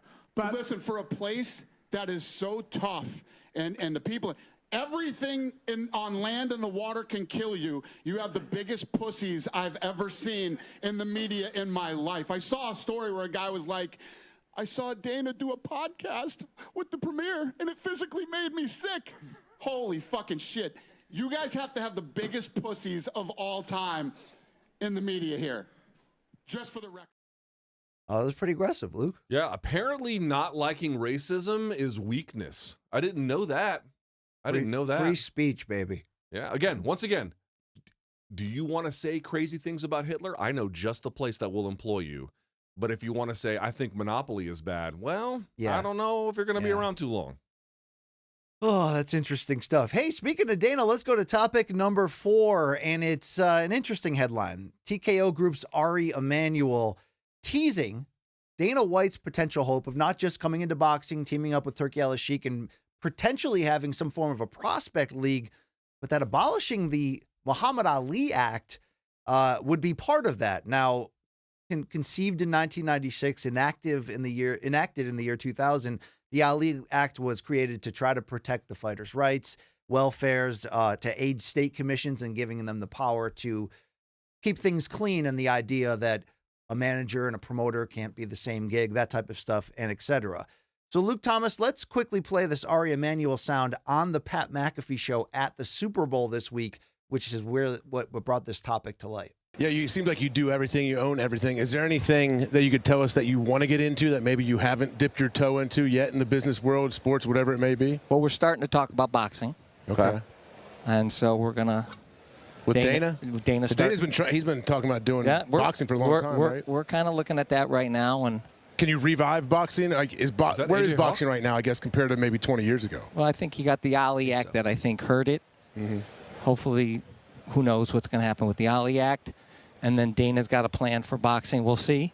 You know, there's a lot of work, a lot of wood that's got to be chopped there, but we're looking at it pretty seriously. Hey, that's that would make sense with the TKO group. Obviously. Yeah. Wrestling, fighting, boxing in there. Yeah. And I don't know how much is there a collaboration between those two companies with you, or are they just operating?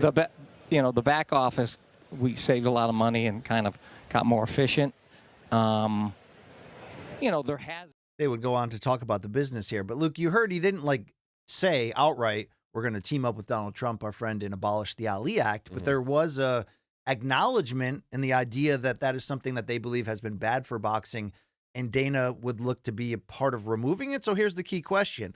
By removing that that legislator enacted to protect boxers, how dangerous would this be for the future of the boxing, knowing that, as we feel like Dana and Turki's concept here for this prospect league would kind of be coming in with the UFC model on trying to control the sport monopolistically. How dangerous is that to the future of boxing at large? In your It eyes? is existential. It is existential. Let me just be clear as I possibly can be. If any boxers or boxing managers or promoters are watching this, this is a flashing red light. They're coming for you. They're coming for you. Understand, I know that inside boxing that people think the Ali Act doesn't do anything because it's actually in addition to the Professional, I think, Boxing Safety Act of 96. But so there are, let's be clear. What would it even mean to repeal the Ali Act? Well, it would really depend on how it was done. Would they introduce new legislation? Would they keep certain parts of it and then not keep other parts? But let me just explain to you what's happening here. A monopoly that has wanted to get into boxing, that basically has never done it, is now saying they want to strip out the one law that is basically stopping them from doing it so that they can get into boxing. If this law is repealed as we understand it, right, and I'm going to say what it does. It prevents managers from being promoters. You can't, as a promoter, offer a contract where you say, hey, if you sign with me, I'll give you a title shot, but you got to sign for 5 years. That is illegal. By the way, there's a legal mechanism in there if it wants to be enforced. Of course, there's jail time and fines, but that is an enforcement mechanism just built into the law. But the big part is it codifies that the promoter cannot own the titles. That the sanctioning bodies, if they're going to rank a guy, they have to explain why their ranking position moved. And of course, it also deals with financial transparency. This is the reason. If someone asks you, why do boxers make more than MMA fighters? This is the reason. I mean, there's a couple other ones, but this is basically the law that keeps the barbarians at the gate. It was created because of decades of fighters being used by promoters, getting, screwed financially, all that. I've said this before on this show, and I'm going to say it one more time, but I'm going to get a little twist here. People keep saying boxing is broken, and it is. And I have always said it's because they broke it on purpose. Guys, no one put the Ali Act in place and arranged the product that way because they thought, BC, that was the best way for boxing to operate just as a sports entity. They did it to minimize or stop corruption or undue monopolistic influences. You strip out this law, just changing the rules of the game, you are going to see the boxers go from taking 80% to 20 and vice versa, the promoters going from 20 to 80. If they make it a law where now promoters can, in boxing, make their own titles, look at me. It is fucking over for the sport if they do that. Okay. If they do that, it is game over. Now, I think if there's any counter to this, and I'll counter it from the space of being the boxing guy, is that the Muhammad Ali Act has never been perfect and has also never been like fully executed, because a big part of the Muhammad Ali Act is giving the state commissions the ability to enforce these rules, but like enforce them at their own discretion. That's true. So to a certain degree. So like, is it always enforced? Is it always used properly? No. But the whole point is that it's there, though, that it's there for a reason. And if you just remove that, what will that do for the future? Well, it's also like, it's not like there's not corruption with like sanctioning bodies and rankings. There's corruption 100%. everywhere in this sport, but that doesn't mean that there won't be very bad outcomes by removing that completely and just letting a new future in a sport where it's so easy to take advantage of these athletes because due to the damage that they take for usually only a certain amount of money. Now, if you pull back those training wheels and you can just, I mean, so let's talk about some of the failures of the Ali Act. So one thing that gets brought up to me every time I say how important the Ali Act is, people say, well, hey, Al Heyman's been violating it, which is not technically true. It's sort of true in the sense that you can't be a manager and a promoter at the same time. He is not the promoter of record. PBC is actually not a promotional company. They use TGB. That's how they have a few, but TGB is the main one. The main one. And so he's not, in the sense there's no technical violation, but people have said, hey, should it be this way? Well, he got sued, by the way, when he launched PBC in 2015 by basically every major promoter and was able to show that. Right. But here's the difference. Al, even if you want to say he's violating it, which is its own little conversation, even if you want to say that, Al is doing it to get his guys paid. Right. He is not doing it to take 80%. But that's not even the point. The point is, if you can have long contracts and you can, as a promoter, own the title, guys, it is over. It is over. At that point, have you ever heard of the concept of the Chesterton fence? No. You ever heard of that concept, Long Island Luke? Can't say that I have. Is it if you piss on it, it'll electrify your piss and get... Not quite exactly. It's the concept of sometimes you could be walking by in a field and you see a fence there. And then the reason why the fence is there is You're not really sure. You don't know why it's been an old fence. It maybe even looks a little decrepit. Someone put it there and it seems like it doesn't serve any value. But then when you mess with it, all of the things you didn't realize that it does come pouring down on you. It breaks the dam, yeah. The boxing world is about to find out what a Chesterton fence, the Ali Act is, and I have seen complete silence from them. They do not know what they are up against. And all those boxers who said things like, oh, I would love for the boxing industry to be run by like it is in MMA, you're about to find out what that means. It is, what better advertisement, BC, could there be for a law that a monopoly refused to enter the space, basically, this is dangerous. Until they could change the fucking laws. Yes. Wow. So we've heard Dana kind of be quiet of late about the rumors of this boxing league and telling MMA media, asking him that, like, you know, damn the media, the New York Times thing shouldn't have leaked, which is probably true because it seems like the timeline, Luke, has been pushed to the fall on this. But Mike Coppinger of ESPN had Turki Alalshikh on, and he did ask specifically his thoughts on this league. So let's hear what he has to say. I know, I'm not sure if you can comment on this, but there's a lot of talk, right? You've posted some photos about this boxing league with Dana White. Will we see it happen?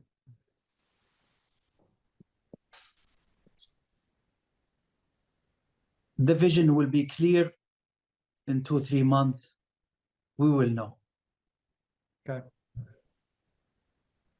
But I imagine it's big plans. Big plans, but you understand me. Similar to this project, to reach the peak, you need time. Right. It is long time project. It's not short project. Well, and you're saying long-term project to really fix all the issues. Because I imagine now that you've really been in boxing for 18 months, you're seeing... I don't think they care to fix the issues. They will do something success. We will do something success. So, Luke, this is interesting because Turki's taken over the sport from for the most part, most of the promoters are working with him. He's fueling and funding the huge fights. He's going to have a Ring Magazine series. He bought the Ring. He's going to be a part of this TKO boxing league and funding that. And he sponsors all of the sanctioning bodies and controls the Ring. So there could be like one title moving forward that is ultimately controlled by him. Mm-hmm. And we're on a topic about the Ali Act where we're talking about controlling it from the inside. This is a takeover. This is a complete takeover. It appears that way. It's hard to say exactly what they will be able to do or when they will do it or how they will do it. There are many ways a federal law could be repealed. What'd you make of Turki's kind of cryptic comments about it? Like, it's going to take time, but we got a plan, but they don't want to change it. We want to, like there's like some cryptic. Well, I mean, how do you get a federal law overturned? You could, again, introduce new legislation. I don't know if the president will issue an executive order. I don't know. They could challenge it in court, I suppose. I mean, this is wild. This is a wild turn of events. There's ways that this could all happen. I just want to make one point, if I may. Boxing is in trouble because, again, it is run inefficiently. Everyone talks about how inefficient it is run without realizing the inefficiencies are simply a safeguard against bad actors. And now you have the barbarians at the gate, as I mentioned before. But there's a different thing going on, BC, and you see it in combat sports. You see it in MMA too, which is they look at the structure of MMA or boxing, depending on what point they want to make, and they say, you see, it needs to be more like stick and ball sports. Take the PFL, for example, right? We want to have a season schedule. We want to have teams, if you're the GFL, things that sports fans are just used to seeing. Or here you see on the boxing side, you know what? All the great players play in the NFL. All the great players play in Major League Baseball. It's all in one house. And of course, boxing is a sport. But trying to apply a traditional sports framework of how they operate to boxing will result in all of the protections that boxers enjoy being stripped out. It's actually bad for MMA to try and do a sports team league concept, and it is extremely bad for boxing to try and be like, oh my God, these sanctioning bodies are corrupt. It's so inefficient. Let's streamline it. Streamline is code for deregulate and monopolize. That is what that means. Be very, very clear about the terms. You don't want boxing to run like traditional sports for any number of reasons, not least of which is the one thing that these guys have protecting them is this. And it makes it hard, and it makes it inefficient, and at times very frustrating. But it is their security. This is a long-range plan. They want to change the structure, how boxing is fed in. You know what I mean? They want to change the laws of the federal government in this country This is to interesting. be able to have their own titles and more, I suspect. You may ask yourself, what is the structure of boxing going to do then? Well, most of the structure of boxing is Team Turkey right now. They're on board with this. But this was an interesting tweet from Mike Coppinger of ESPN, who put out there that he said, this was last week, that there was a meeting at the Wynn in Las Vegas, sources told ESPN, between Bob Arum of Top Rank, WBC president Mauricio Suleiman, and others, and one of the items discussed was the arrival of this boxing league. I wonder what boxing is going to do about it. I mean, there does feel like we're already at a point where you're either with the machine or you're against them, right? Yeah. We're coming up on that point if we're not there already in some ways. Although, well, I mean, it's not like if let's say they repeal the Ali Act and now a promoter can make its own title, among other things. Again, they may not. They may repeal certain parts of the act where that stays on the legislation. I tend to think that won't, but one never knows. But let's assume for the sake of argument that they remove it. It's not like the WBC title simply goes away as a relevant thing tomorrow, but they'll introduce the TKO belts. Sure. And they'll slowly push out the relevancy. We're going to stop. The Ring Magazine Championship. We're going to stop paying the sanctioning fees to these guys, which, by the way, the Ali Act limits how much they can actually even charge, which, they're still scummy about it, but it does put some limits on them. They're just going to take control of it, and everyone's going to say, aha, this is so streamlined. This is so great. Hey, why can't these guys pay their bills? Oh, right. We removed the thing that gives them leverage in these situations. Fucking frightening. This is some frightening, groundbreaking stuff that's happening to the industry right now. It's a level of mendacity that I didn't even consider. It's wild. It's wild stuff, but it does take us into our fifth and final topic. Mike Coppinger of ESPN did have a big role in this, and it was the 48 hours of craziness surrounding Canelo Alvarez's boxing future that appeared to be at multiple times some type of Netflix super fight against Jake Paul in May. But quickly, or at the final 11th hour, according to those reporting, this thing changed aggressively, and suddenly Turki Alalshikh swept in, signed Canelo Alvarez away from PBC to a 4-fight deal that would include now fighting in May in Riyadh on Cinco de Mayo weekend, with the start time adjusting for American prime time on Saturday night against IBF champion William Skull to try to become undisputed again, to set the stage for fight number 2, which would be this September in Las Vegas, purportedly Allegiant Stadium, against Terrence Bud Crawford. Fight number 3 would come in February of 2026 in Saudi Arabia. Possible rematch with Dimitri Bivol among the names mentioned, Chris Eubank Jr., Hamzat Shiraz, and then a 4th fight in the fall of 26 to be announced. Luke, there was a lot attached to how this happened. The misinformation that was being shared publicly, the reports flying back and forth, Jake Paul making a public stance that he feels like Canelo is ducking him, but this is also Canelo making a monster power move financially, with estimates that we're looking at 200 to 300 million here that he's going to make on the life of this deal. So the key question is this: is Canelo aligning with Turkey here good for the sport, good for American boxing, good for the Mexican star's legacy? Who were the winners and losers of this wild 2 days that ended with Turkey kind of doing a victory lap that the Lion himself has now signed Big Red? I have mixed feelings.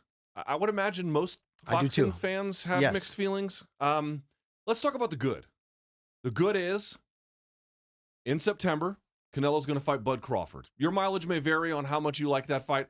I don't think that's a disreputable fight. And Turkey's trying to say that it could be the biggest fight of all time. Like, he's actively trying to like make it this monster thing. And it will be in the United States, which is, of the 4 fights that he has booked, only one of them will be in the U.S., but it will be that one.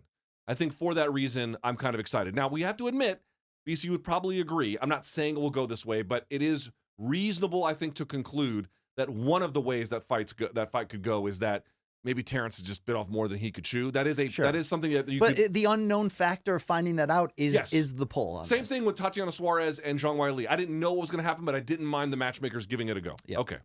So that one part is great. But the problem is Canelo Alvarez appears to be firmly in the taking bullshit-ass fights stage of his career. Not the Crawford one, but the 3 other ones, starting with William Skull. This is too early. This is too early, Canelo. Come on. Hey, Long Island Luke, what is your favorite Skull win? Oh, his last one for sure. Yeah, the Shishkin which fight. was called one of the worst title fights in, the in modern Shishkin history. fight, Yeah. which happened only because he had to lose the IBF title to begin with, and they had to make it. They stripped Canelo for not wanting to fight Skull as a mandatory. William Skull, by the way, is a Cuban fighter. I watched this fight over the weekend. It's not a bad fight, but it's not a great fight by any stretch of the It's a horrible fight. I mean, it was a little bit interesting early in terms of what Skull shows athletically, but then he fades down the stretch. There's really no reason to believe he will beat Canelo Alvarez. And then, depending on what happens with Terrence Crawford, if that goes poorly, like however bad you think the matchmaking is now for Canelo, it would only get worse. But BC, I don't know how I feel about the Jake Paul thing either, because on the one hand, that's the most bullshit-ass fight he could have possibly taken. Sure. But that would have been big for the American market. Now you've got Canelo, who I guess I understand is Mexican, but fights exclusively, it appears, with the exception of a couple of mandatories here and then in Guadalajara. He fights in the United States. You're now taking the next 2 years of him, and you're giving us one date in the United States for, yes, is Skull better than fighting Jake Paul? Of course it is. But that's the biggest U.S. boxing attraction for live ticket holy sales. Shit. So it's like really bad for the United States. Yeah.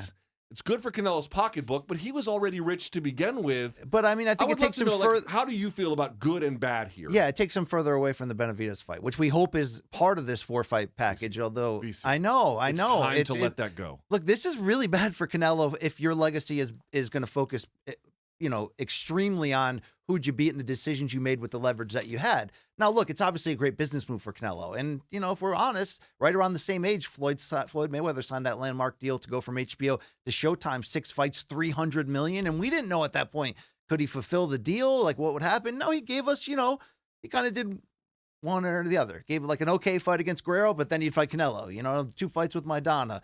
Fight Pacquiao, but then fight Berto. Maybe ultimately that's what Canelo's going to give in this. But it doesn't make you excited that he's going to be pulled from the country. I mean, obviously the Terrence Crawford fight's going to be an event, a big deal. And they're going to take care of it with the right gloves, I believe, to really prop it up there, putting it in the football stadium. All that stuff could be potentially brilliant. But I don't know, man. It doesn't give me confidence that Canelo's going to lead this. I mean, I know they're talking potentially about a Bivol rematch in there. I know it can get interesting in this 175 title picture if Canelo wants to be willing to go and fight those guys, because Benavidez and Morrell and all those guys are potentially there. But what does this say? What does this do for the future of the business is interesting. Can I just tell you that the last 8 fights of Floyd's career, there were some bullshit fights in there. There's more than there was. I'm not saying there wasn't. Well, they're not bullshit, but they were sort of like, could you have done a bigger one? Yes, but he did one step down below. They were bullshit fights, dude. I cannot tell you how many times I see in boxing fandom a bullshit fight that gets made, and someone goes, okay, but there's a little value of it here, which is always true. For example, Canelo versus Skull. Well, if Canelo wins, he gets to reunify. But why does that matter? Because that gives Bud Crawford the chance to become boxing's first male to go undisputed. But as a fight, it's a bullshit fight. Right. These are the last fights of the career, roughly, about the last 5 years of what Floyd did. Miguel Cotto in 2012. Robert Guerrero. Okay, that's a bullshit fight. Guerrero beat Berto to get the welterweight title. It was a bullshit fight. Yeah. He was way overmatched. Then Canelo. Then Maidana twice. Nothing bullshit about that at all. The rematch was aggressive, but the first fight was a majority decision. Maidana gave it to him the first fight. I understand. I really believe that. And then, of course, Pacquiao, which, again, came late, but Pacquiao was not a pushover. But they got it done. Berto, which was the last one for all intents and purposes. And then McGregor, which was a bullshit fight. So he had a couple of them sprinkled in there. But what you get with, like, who is the equivalent of the back-to-back Maidanas that Canelo was fighting? Dude, he just fucking fought Berlanga. Yeah. What are we doing? And, this is disappointing. Look, this turn for Canelo, and to be this brash about it is disappointing. Not that I wanted the Jake Paul fight at all, but you even have to ask yourself as a pure boxing fan, would you be more interested in Canelo Jake Paul or Canelo William Skull, even though it's the path to get us to Crawford? It just, I don't know. Well, it was. I have friends ask me about Canelo Crawford. They do. I have friends ask me, but I have neighbors ask me about Canelo Jake Paul.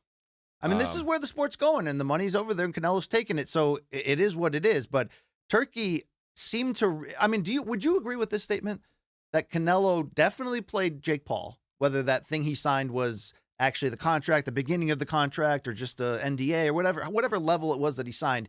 He certainly leveraged them and played them. But did he play Turkey too? I mean, it seems like he drove up his own price to be able to get this done and raising it to a 4-fight deal. I mean, it didn't seem like it mattered because it felt like Turki needed to win this. Can we watch this video quickly? Here's Turki's reaction that he put out on social media. Canelo in Riyadh in May, the big fight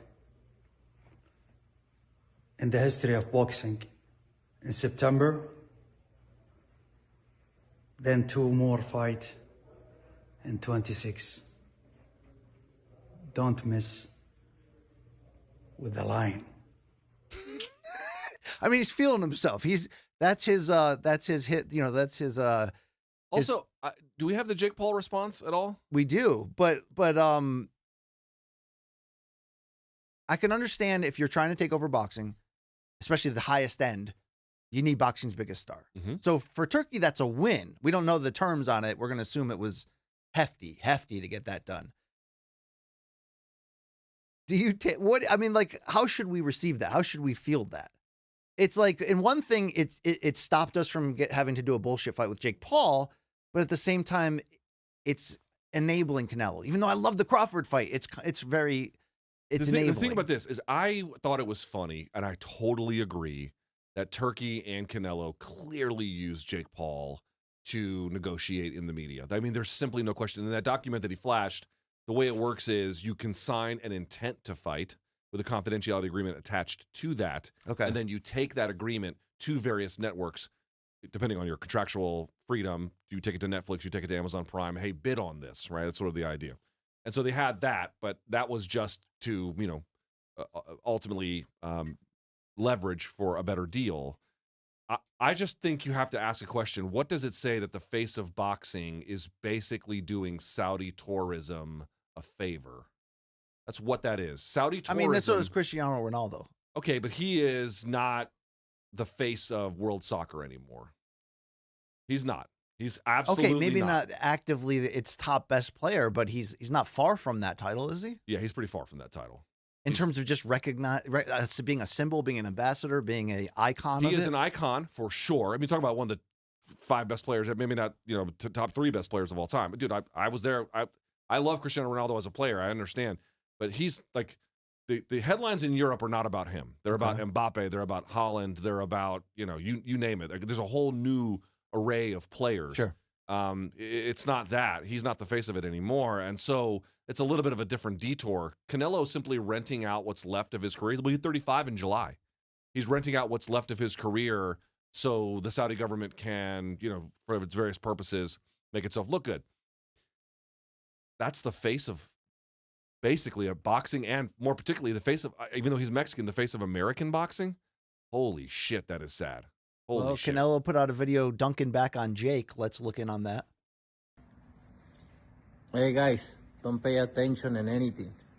In this fucking YouTuber. I just fight real fighters. Don't fucking around with Canelo. Come on, let's go. I mean, it was a power move by Big Red there. I mean, it certainly was, but you avoid the circus fight. That is true.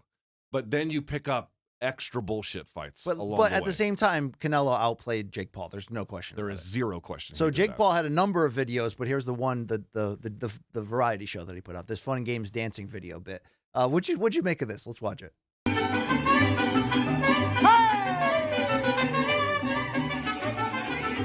Canelo, I'm coming, my puta.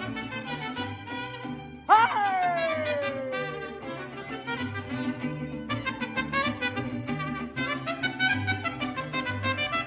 Are you enamored with that way that man wears slacks?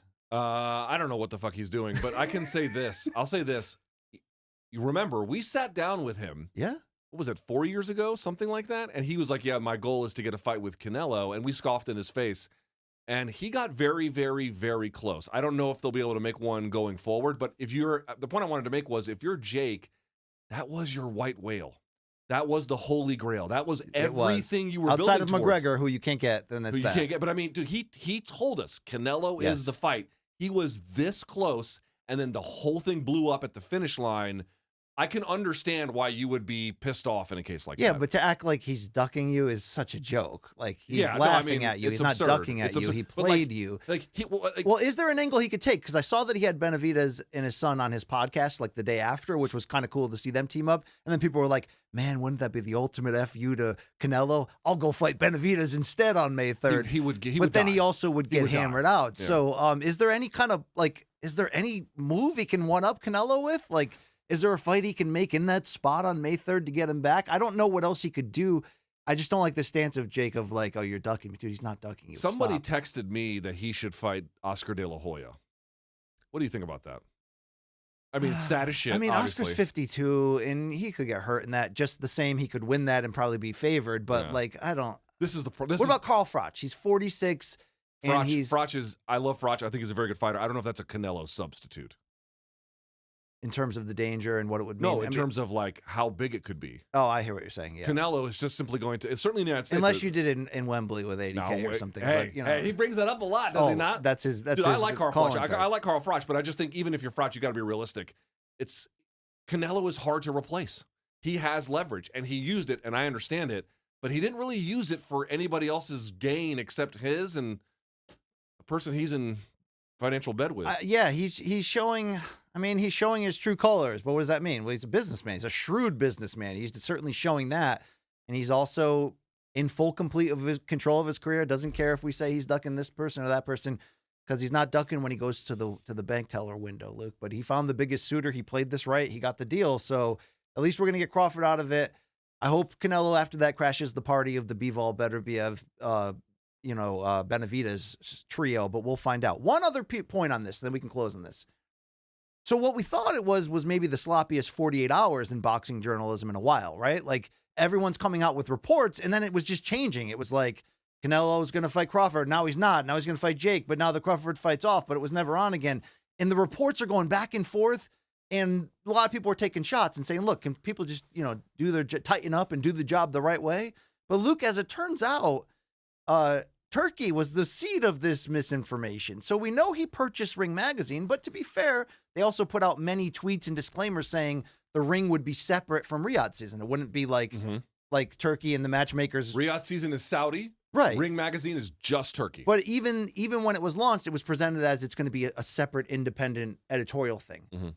This blurred those lines a lot when Turkey caught up with Mike Coppinger with ESPN. And listen to this part.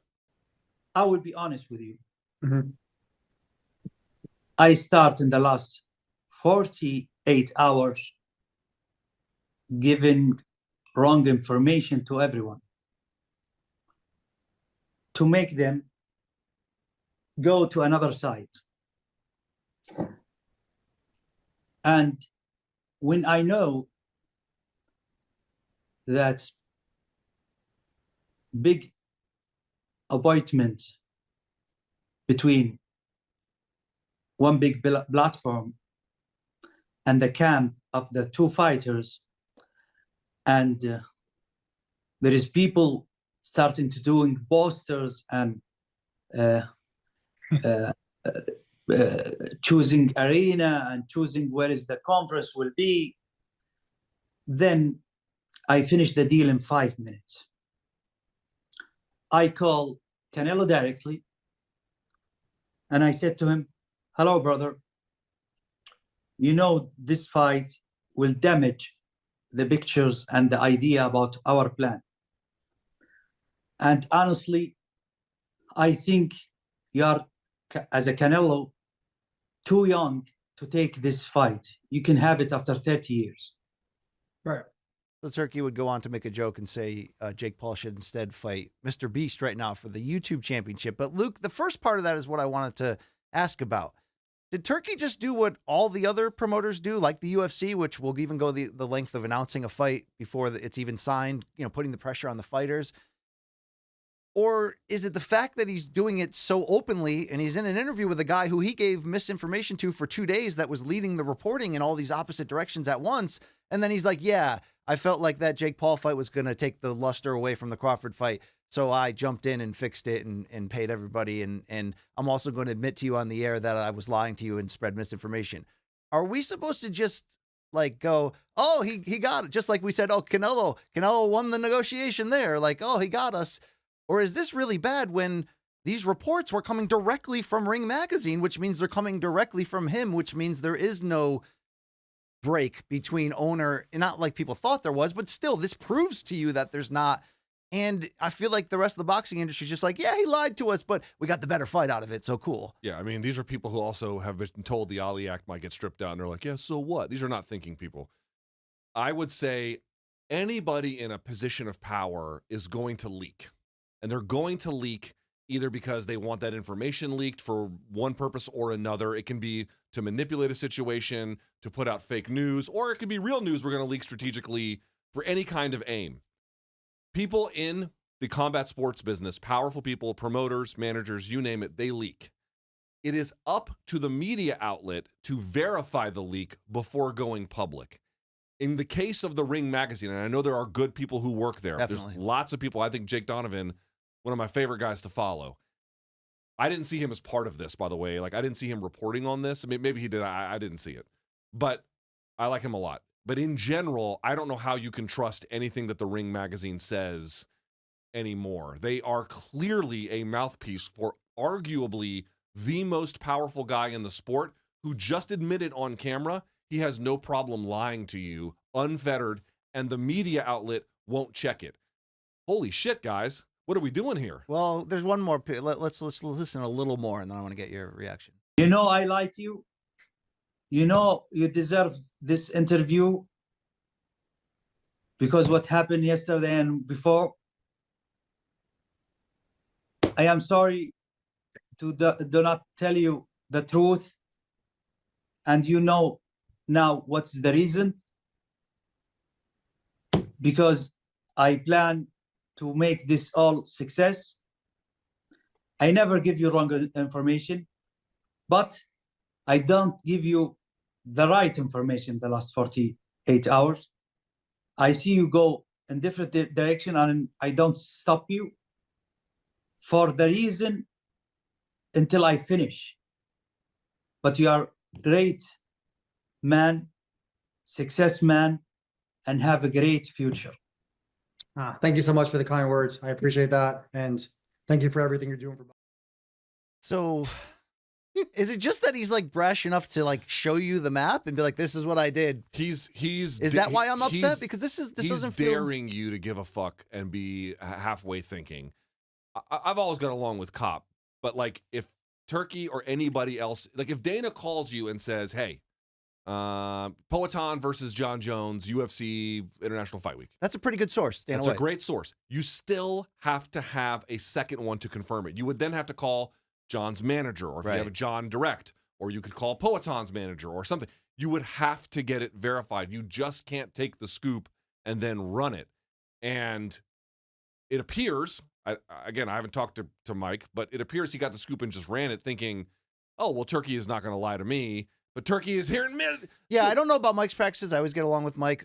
Maybe he thought he could trust him. I don't know. To me, this is just so brash that he's coming out and saying, I'm giving you this interview because I screwed you over yesterday, but I wasn't lying. I was just giving you the wrong info on purpose. Yeah. It's like ding, ding, ding, ding, ding, ding. Yeah, it's strategic lying. It's the same one way or the other. Okay, that's where we're at right now. All right. Hey, Sergey Kovalev is posting insanely anti-Semitic things on Instagram. Please don't. No. I'll show it to you.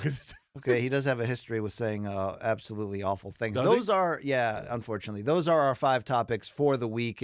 Look, the takeover's upon us, dude. Not Teofimo. Okay, the big takeover. It's upon us. Yeah, I mean, it's aggressive. I've tried to warn people that, like, in general, certainly in this country, that antitrust is not strong enough. You have to break up big companies, and we already were doing a bad job of that, and I think it's about to get significantly worse. So here we go. This is very aggressive future. We are getting great fights, but there would always be a price on the other side. We're finding out about it. Let's go into our next segment, and I just want to remind you, folks, not for this segment, but in general, you want to reach out to the show. We need you to hit up morningcombat@gmail.com. Of course, that's fueling our Friday fan subs and also Dead Wrongs, which we skipped last week, so we'll be back with a bang this Friday. This segment is DMs from Donks every Sunday night on the @MorningCombat Twitter and Instagram feeds. We open up the questions to you to hear from you, but it better be a good one, and you better not have a weird handle that makes it look like also your prison number. This is DMs from Donks. That's just the grossest sound. I keep waiting for help, and it ain't coming. Yeah. Help. We need somebody. Long Island Luke. Long Island Luke, let's hit the first one here, okay? Please. This is from at Pete Riddell, right? No, at Peter Rydell, yes. Was UFC 312 one of the worst pay-per-view cards in recent memory, including name value, fight delivery, lack of finishes, etc.? If not, what recent one was worse? UFC 301 was really bad. Brazil after 300. Oh, fuck that. Well, the main event was pretty good, though. Urseg and Pantoja? Yes, but the whole card, The star top to power bottom was depth, zero, and then the yeah. star power and all that. Also, you hear rumors that the return to Montreal, which is great coming up, but you hear rumors that it's going to be Bilal in the main event and Juliana Pena in the co-main. Ooh. That's interesting. So, wait. Bilal Shavkat, though? Yeah, at least we get... Okay, that's all right. Wait, hold on. If it's Bilal That's Shavkat, just rumors I'm hearing I understand. on Twitter. If it's Bilal Shavkat and it's Juliana Kayla, again, on paper, that's... We'll see. We got to see what I was underneath. Yeah, it. we Is got to it- see what's underneath. Is it You're Mike right. You're Malott right. and a bunch of no wiki pages? What is it? You know full well it's going to be. Okay. By Thank the you way, very much. By the way, William Skull, the only opponent he's ever faced with a Wikipedia entry is the last one, Shishkin. Yeah, That's it. this is a. I hate this part. Quickly though, is there a other like one that jumps out for you as worst, or like is there a sore thumb outside of UFC 152 that never happened? There was one that they went to with like Uriah Faber, but it had a bunch of injuries on the Yeah. card back in Canada. I forget whichever Whichever that one was. had Pennington Nunes, that was a really bad pay-per-view. That was a too. really fucking bad one. Yeah. Yeah. Mhm. Long Island Luke, you remember any blockbuster crashes here? Good call on 301. That's the one of recent memory. But I again, could that think main was good. Yeah, the main was good, but it was like Anthony Smith, Vitor Petrino. At least he got him out of there quickly. Yeah, but it was bad on paper. I know, it was. Gross. Let's go to our next one from our donkers here. This one's from Jimmy_Reed. Does Patchy Mix fight for the UFC by the end of 25? Now he has don't think once so. again social media public saying, "Hey PFL, can you please let me go make money and live my life?" You think they might try to hold on and give him something? I think he is still in his prime, and I think they're going to try and hold him. Would you, if you were them, ask him if he wants to move up in weight and enter the Paul Hughes Usman Nurmagomedov circle? Or is it not necessary? You could just have him run the bantamweight. Just have him run the bantamweight one. They have a good bantamweight division still. Oh wait, that'd be moving up 2 weight classes anyway, right? Yeah, it'd be 2. Okay, then that's yeah. Although that's- he's big huge. though, but I was thinking we were one weight class. Pico apart. also a free agent completely, according to Ali Abdelaziz. That's interesting. Manager, yeah. Also, so is the old Bellator welterweight champ Almasov, who has just that one defeat, 28-1 or something. Yaroslav Imaslav? Yeah, Yaroslav Amaslav. He wants to go to the UFC too. He was putting out on. He'd be a social great media. addition. Mm-hmm. I'm into that as well. All right, what else we got here from the people? This is from at IW Lichtenberg. With his granite chin, surgical jab, unforgiving power, Golovkin was avoided whenever possible. That's a true fact. What are some of the most avoided fighters in recent That's a memory? good question. Well, Golovkin, obviously. Golovkin, no question about it. Right. What about Lewis or Holyfield? Did they have? I mean, Bo obviously chucking that shit in the garbage. What didn't help? No, that didn't help. But like straight up avoided, you have to be somebody like who's high risk, low reward commercially. Benavidez. Benavidez avoided due to the carnage factor for sure. He's definitely up there right now. I mean, he's got the biggest star in boxing, not mentioning his name and making up weird excuses of why he would have to earn it or rehydration or what. I mean, where are we at? Where are we at, Big Red, right now? Oh, we're in Riyadh. That's Right. where we are right now. Is there famous names of people that were avoided? I mean, you notice you don't say that in the UFC for understandable reasons. You know who would say he's avoided? Who? Shannon the Cannon Briggs. Yeah, that's probably He would true. say he's avoided. That's probably true. Demetrius Andrade was avoided for a long time. That's true. And then he finally Google Andrade, he was avoided. And that's a sort of a negative avoiding where people are like, I can't really gain anything. But there's certainly times when you're just so dangerous, people want nothing to do with you. In that Yeah, in regard, too. boxing, it's never like the big stars who are avoided exactly. It's always the contenders. Yeah.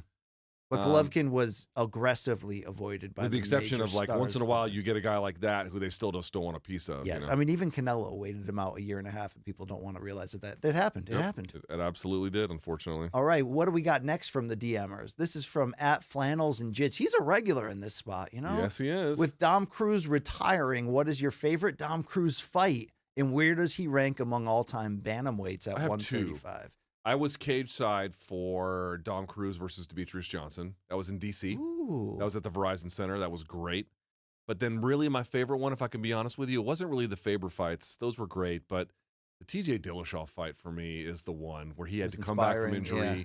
I didn't think he won that, but it was very close. Certainly is debatable. That was in Boston, right? Yeah, it was more. And the Mizugaki win when he came back after and another he looked long like layoff. $1 million. So there's been a few of them. Those are mine. Yeah, definitely. I'm trying to think through here in terms of what jumps out to me. I was at the third Faber fight, but obviously the third one doesn't, it was, he was competitive, but Cruz couldn't get over the hump in that one.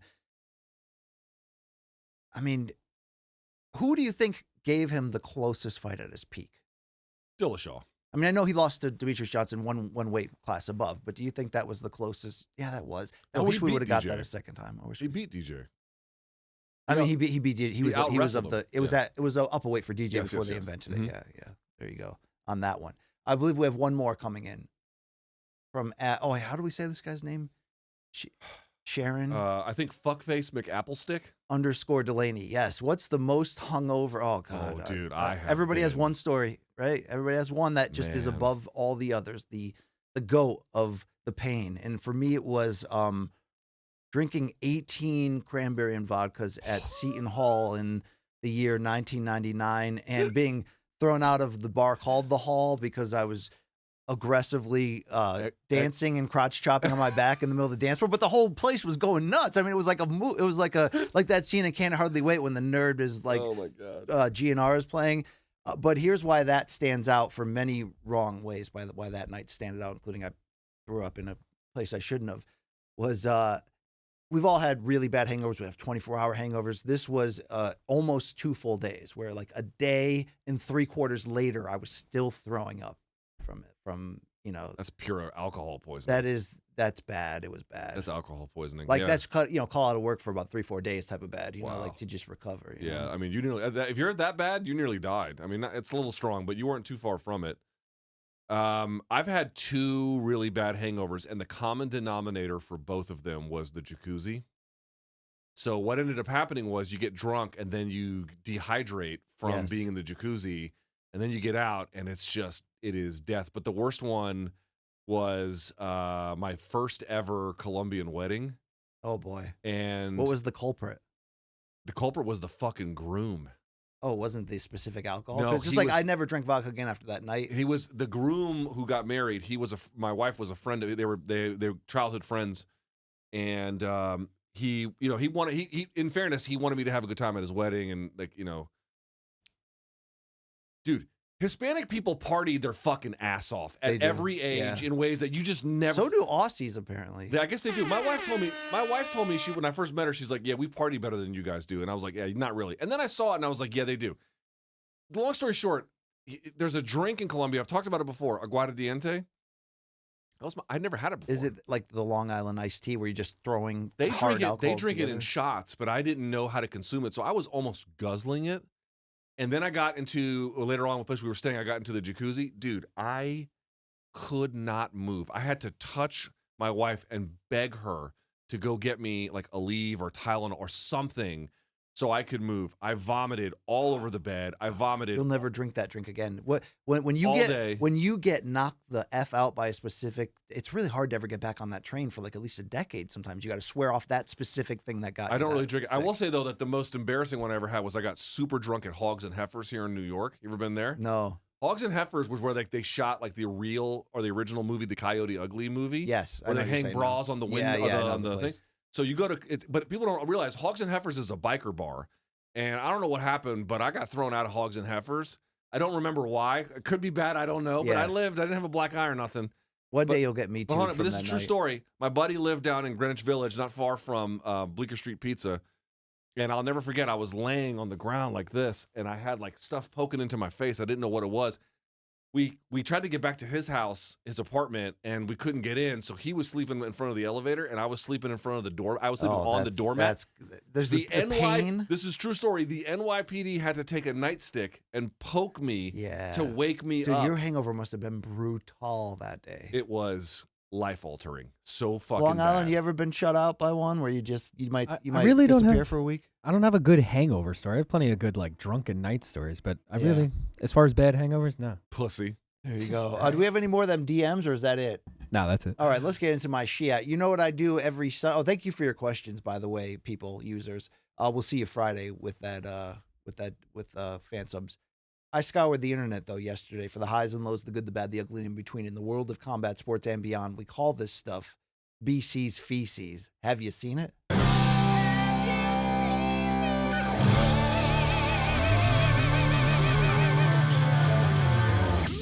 Hooah. All right, we've had a few B and B plus grades from Luke lately on this shit. Let's see what we got today. UFC 312, big weekend for Izzy Adesanya. Real recognizing real as Izzy and Do Bronx apparently meet for the first time. A lot of healing going on. I know. Izzy also met with DDP after his fight, and Mark Goddard, I mentioned it, and Pereira. We talk about this. Is Charles Oliveira the most liked man in MMA? He might be. He's climbing that list very fast. But I love when you see the respect from each other. For sure. I love that ish. Let's keep it going. It was Chama time. Chama.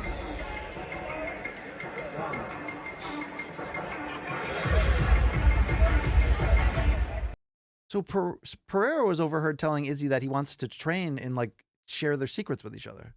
Dude, I'm telling you, Izzy settled. Bushido is back, dude. Izzy settled with Rob. He's settling with Alex. He doesn't need to have these beefs anymore. Is this a company-wide counter to the Strickland, Covington, gross side of the sport, where it's constant negative? And I mean, who knows what Alex Pereira really believes about things? But it's nice to see. Okay, I'm really enjoying this section of the show. I enjoyed this a lot, though. UFC 236, Adesanya Gastelum going to the Hall of Fame. Look at this FaceTime call. Hermano, we did it. Congrats to you, man. Hey, it takes two to tango, and you're a great salsa partner, man. Thank you so much. That's what I said on the mic, on the camera when they put it on the screen. I was like, Kelvin, that was us. That was you and me, hermano. My man. Yes, sir. You're a special human being. I'll see you in June, yeah, for the ceremony. I think so. For the Hall of Fame ceremony in June. Dude, I love Bushido. It's so back right now. It's, can they just bang? Because this is where it will end. I mean, that's about where they're headed. Seriously, you know how much I love that fight. Yeah. Jed was in the building. Aaron Bronstetter. That was a big night for you. Yeah. That was the highlight of the pay-per-view. Holloway Poirier 2 was awesome. No, I'm saying on Saturday. Oh, that was the big moment. Yes, that was the highlight. I mean, did you see Izzy? It was almost like he was ready to tear up. You know what I'm saying? Dude, that's a great fight. I'm so happy they gave it that stamp. I agree. I think if you're going to put one in, that's a great one to put in. Put it in. Sure. Please put it in. Let's go to UFC 312. We've got more. Talking about real, recognizing real. Watch this, Luke. Oh. I'm here. You feeling what I feel? That's the opposite of what I got.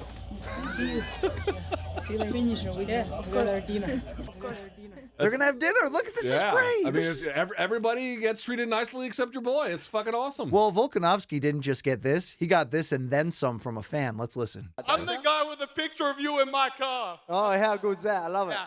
I've DM'd you. You're going to get booed, dog. I'm just wondering, Volk, I love you. You're my idol. I'm just wondering, man, if you're free next week or at any point to hang out or maybe grab a cross line, I'd love to do it. Did you just ask him on a date? Yes, I did. Get out of here. I don't care. I'll cop the views. I love him. Get him out of here. Security. Alex, go on a date with him. You got to give him a try. Go on a date, Alex. Oh, wait, is this real? Or you... Yeah. I mean, it's what I'm married. Oh, man. Dude, first of all, Tai Tuivasa is getting after it. First of all, Tai Tuivasa is so fat. Wow. I mean, I'm not even. It was cool to see him in the crowd with his son, though. That was. He seems like he's enjoying life. Yes. And I don't want to get in the way of that. But Volk's fan wanted to absolutely bang him. Listen, these guys. I remember Junior Dos Santos one time told me, he's like, dude, the only people who ever ask me for photos are other guys. And I'm like, that's who watches this sport, brother. That's it right there. We also had a WTF moment from the UFC weigh-in show. Look at this, man. Look at this on the bottom. Why would that be on my? Yeah, I mean, why would that be? You would not want to see a rematch of Tatiana Suarez and cancer. No, I don't understand why that's on my deal, bro. Anyhow, somebody.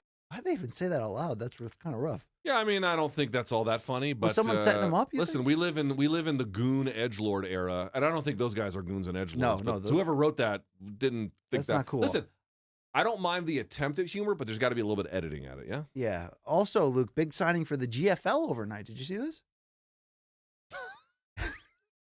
Helio Gracie, big lightweight. Weekend at Helio's apparently coming your way.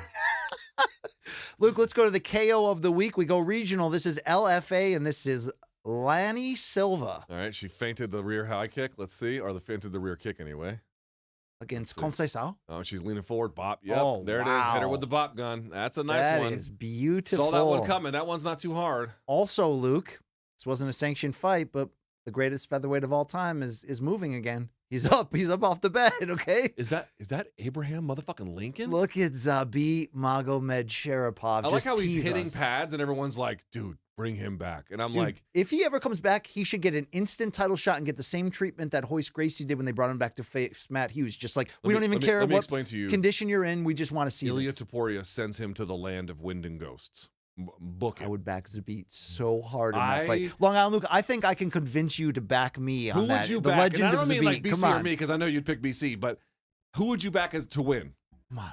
I'd need like a tune-up fight before the immediate title. We don't want to ruin You gotta that. make a call. No tune-ups. No tune-up. Because it may go badly. We don't know yet, but we the odds could sway me to Zabit. You know, if he's like a plus 300. kid. You low-level primate. Wow. He's just from Long Island. He's a nice guy. Taporia is going to send him to the shadow realm if it ever happens. All right. Your hit of the week, though, takes us to the rugby field. Hey, yeah. Right? I think this is rugby. Gentlemen look large. Lost two rules. I don't know.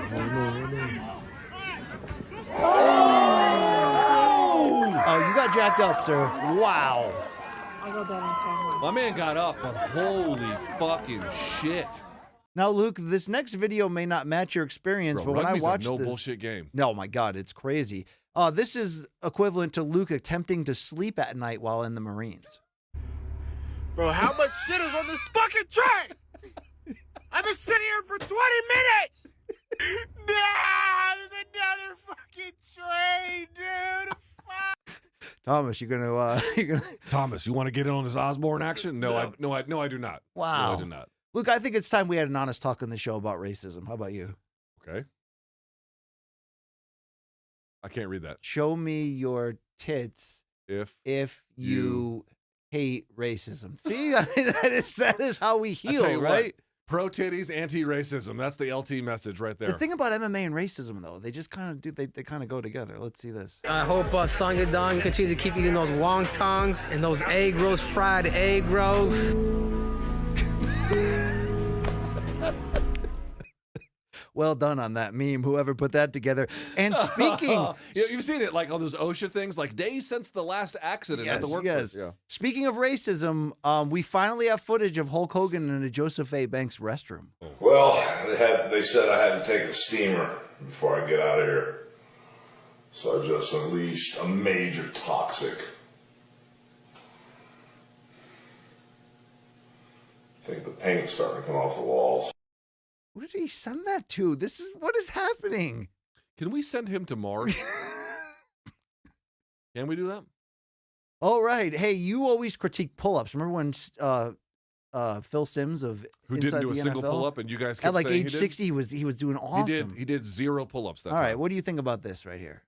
These are regular pull-ups, correct? These are clean. That's Okay. clean, too. Have you ever done CrossFit pull-ups? Those are called kipping pull-ups, and he's wearing a thong, you sick fuck. I think that was the joke, Luke. Sorry, I had to trap you in that. You know, they got this new trend like raw dogging. Like, I'll go on a flight and I don't listen to any music or watch anything. They just stare straight ahead. Just stare straight ahead. This is what we used to call raw dogging, wasn't it? I mean, what do you think of this practice? It's not hygienic. Holy shit balls. But I also don't hate it. That's just not giving a fuck. Show it one more time. Can we tell where this is? This looks like a Sheetz, maybe? I was going to say Cumberland Farms. Cumberland Farms, you think? Dude, that guy, and I'm not doing a bit here, he just got full-blown AIDS. He just got AIDS. Wow, that's interesting. Hey, let's check in on the deer calling championships, Luke.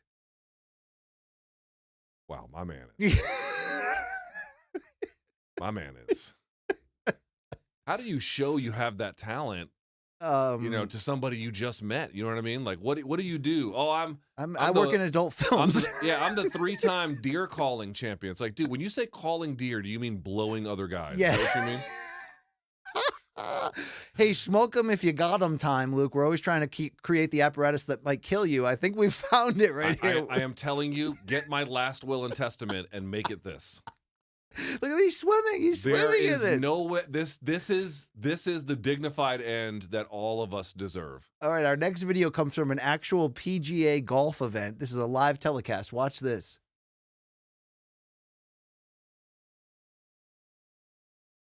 Oh, past the Ducci to the left side. Look at these guys. That's a big ass little fucking blunt. I know. It looks like your grandpa too. You know like, what? look. I tell you what, pre-rolls, they don't come cheap. That's what I'm talking about. Look at these guys. Yeah, that's like part of the telecast. They zoomed in too. That's Dude, crazy. I was at a kid's party last night and one of the dads was just like, I was like, oh, you're going to watch the Super Bowl tonight? He's like, nah, I'm just going to go home and get high. I was like, okay, all right. All right. Luke, you know the new trend or people, they like try to get people to try to fight them just for a prank on the internet. If you ever try to do that in front of riot police, it goes badly.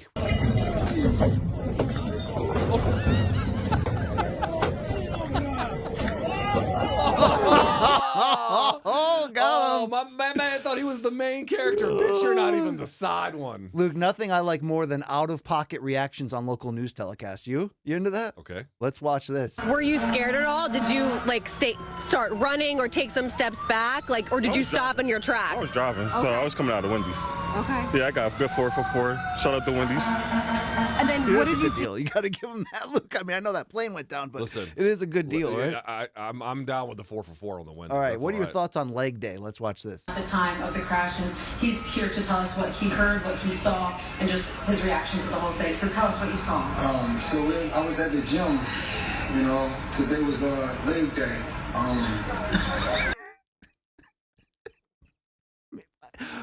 Who says stuff like that, right? Once again, where is a drive-by shooter when you need one? All right, we got another one of these, I think. It took crews longer than anticipated to find the crack in the 64-year-old pipeline. I'm standing here with Fred, who says he was greatly impacted by the gushing of oil. Can you tell us a little more of what you saw? I sure can. I was sitting on my front porch, grabbed a beer, and fuck her right in the pussy. Back. So this guy was famous for a while. He's done this on like 10+ news broadcasts. Oh, this is his bit? Yeah, this That's is his hilarious. thing. Yeah. Okay, that's a great bit. That's not a bad bit. Yeah. All right, let's Luke, the people always say like would you accept this gift if it meant you could never eat cheeseburgers again? You know what I mean? What do you think about this debate? Rather give up cheese or blowjobs for the rest of your life? Oh, blowjobs all day. I'm the same fucking way. Yeah, they hurt my jaw. I mean, it is an occupational Did you see hazard. the deer guy? I can understand that. Yeah, definitely. All right, you ever wonder what Victoria's Secret actually is, Luke? I'm outside Victoria's Secret. The secret is that I just took a diarrhea in the dressing room because I ate too much orange chicken at the Panda Express. Please book a cameo. Link in bio. Hashtag relatable for you, right? How does she eat orange chicken with no teeth? Oh boy, yeah, that's a good point. Just straight nub. She just swallowed it. Num. Yeah, wow. Let's get flatulent here to close the show. What do we got? Hey, Ty. Mm-hmm.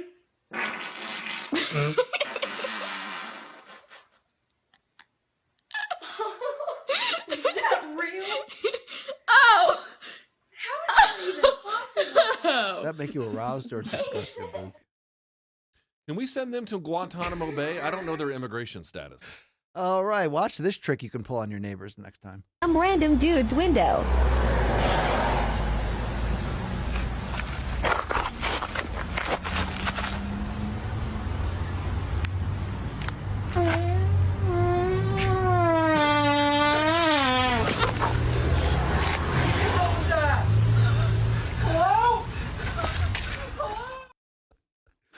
How is that not terrorism? That's great. So is this one, too. That's terrorism.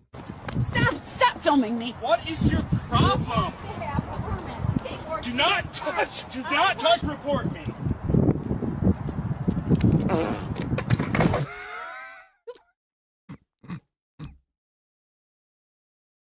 We'll close with the Speaking of the drive-by shooter I was looking for. We'll close with the worst boyfriend ever. Hi, Dad. This is my boyfriend, Jacob. Say hi. Introduce yourself. Hey, I'm Jacob. Yeah. Fuck else you want me to say? Say something about like yourself, like something nice. I lay pipe. I'm a Rizzler, and I love Big Justice. For Costco, guys.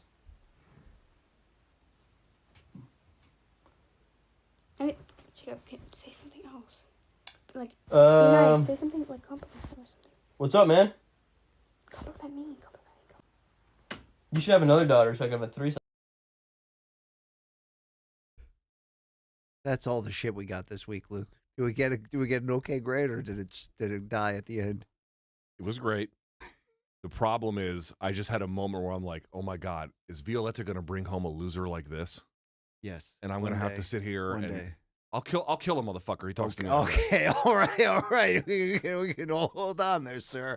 Wow. Don't be talking to Tuki or me like that, motherfucker. That's just a reminder that today's episode of Morning Combat was brought to you by DraftKings. Yes, with DraftKings, the crown is yours. Thank you for watching today on YouTube or live on the DraftKings network. You can follow us at the social channels below. Please like and subscribe. It goes further than you'd actually think. It goes Safredi links, if you will. I hope. Will you?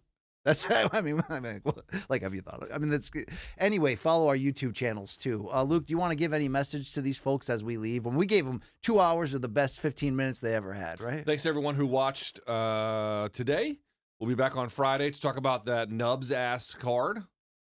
Oh, and shout out to Derek Chisora over the weekend, turning back time. And dude, he went for it. Yeah. He went for it. I give him credit. He went for it. Now he wants his 50th to be against Ngannou in Africa and then retire on that. Yeah, not the worst idea.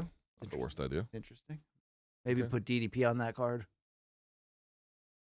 Find out who the real African champion is. Yeah, I don't know if you could do that. Mm-hmm. Yeah, interesting. Thank you to Long Island Luke for working on the show. Ken and Nadir, all the people that make this engine run. And shout out to our producer Matt's new son, baby Callum. Who we hear is doing well. We wish him very well on the future prospects of his life, including Doge trading. So thank you very much. That's all the show we got for LT. This is BC. Take care of yourself up here. We're big fans of you guys. Thanks for tuning in to us. And remember, what should they? Anything? Can we fucking go? Should they remember? Okay, that's it. The name. The name. Yeah, there you go. Thank you.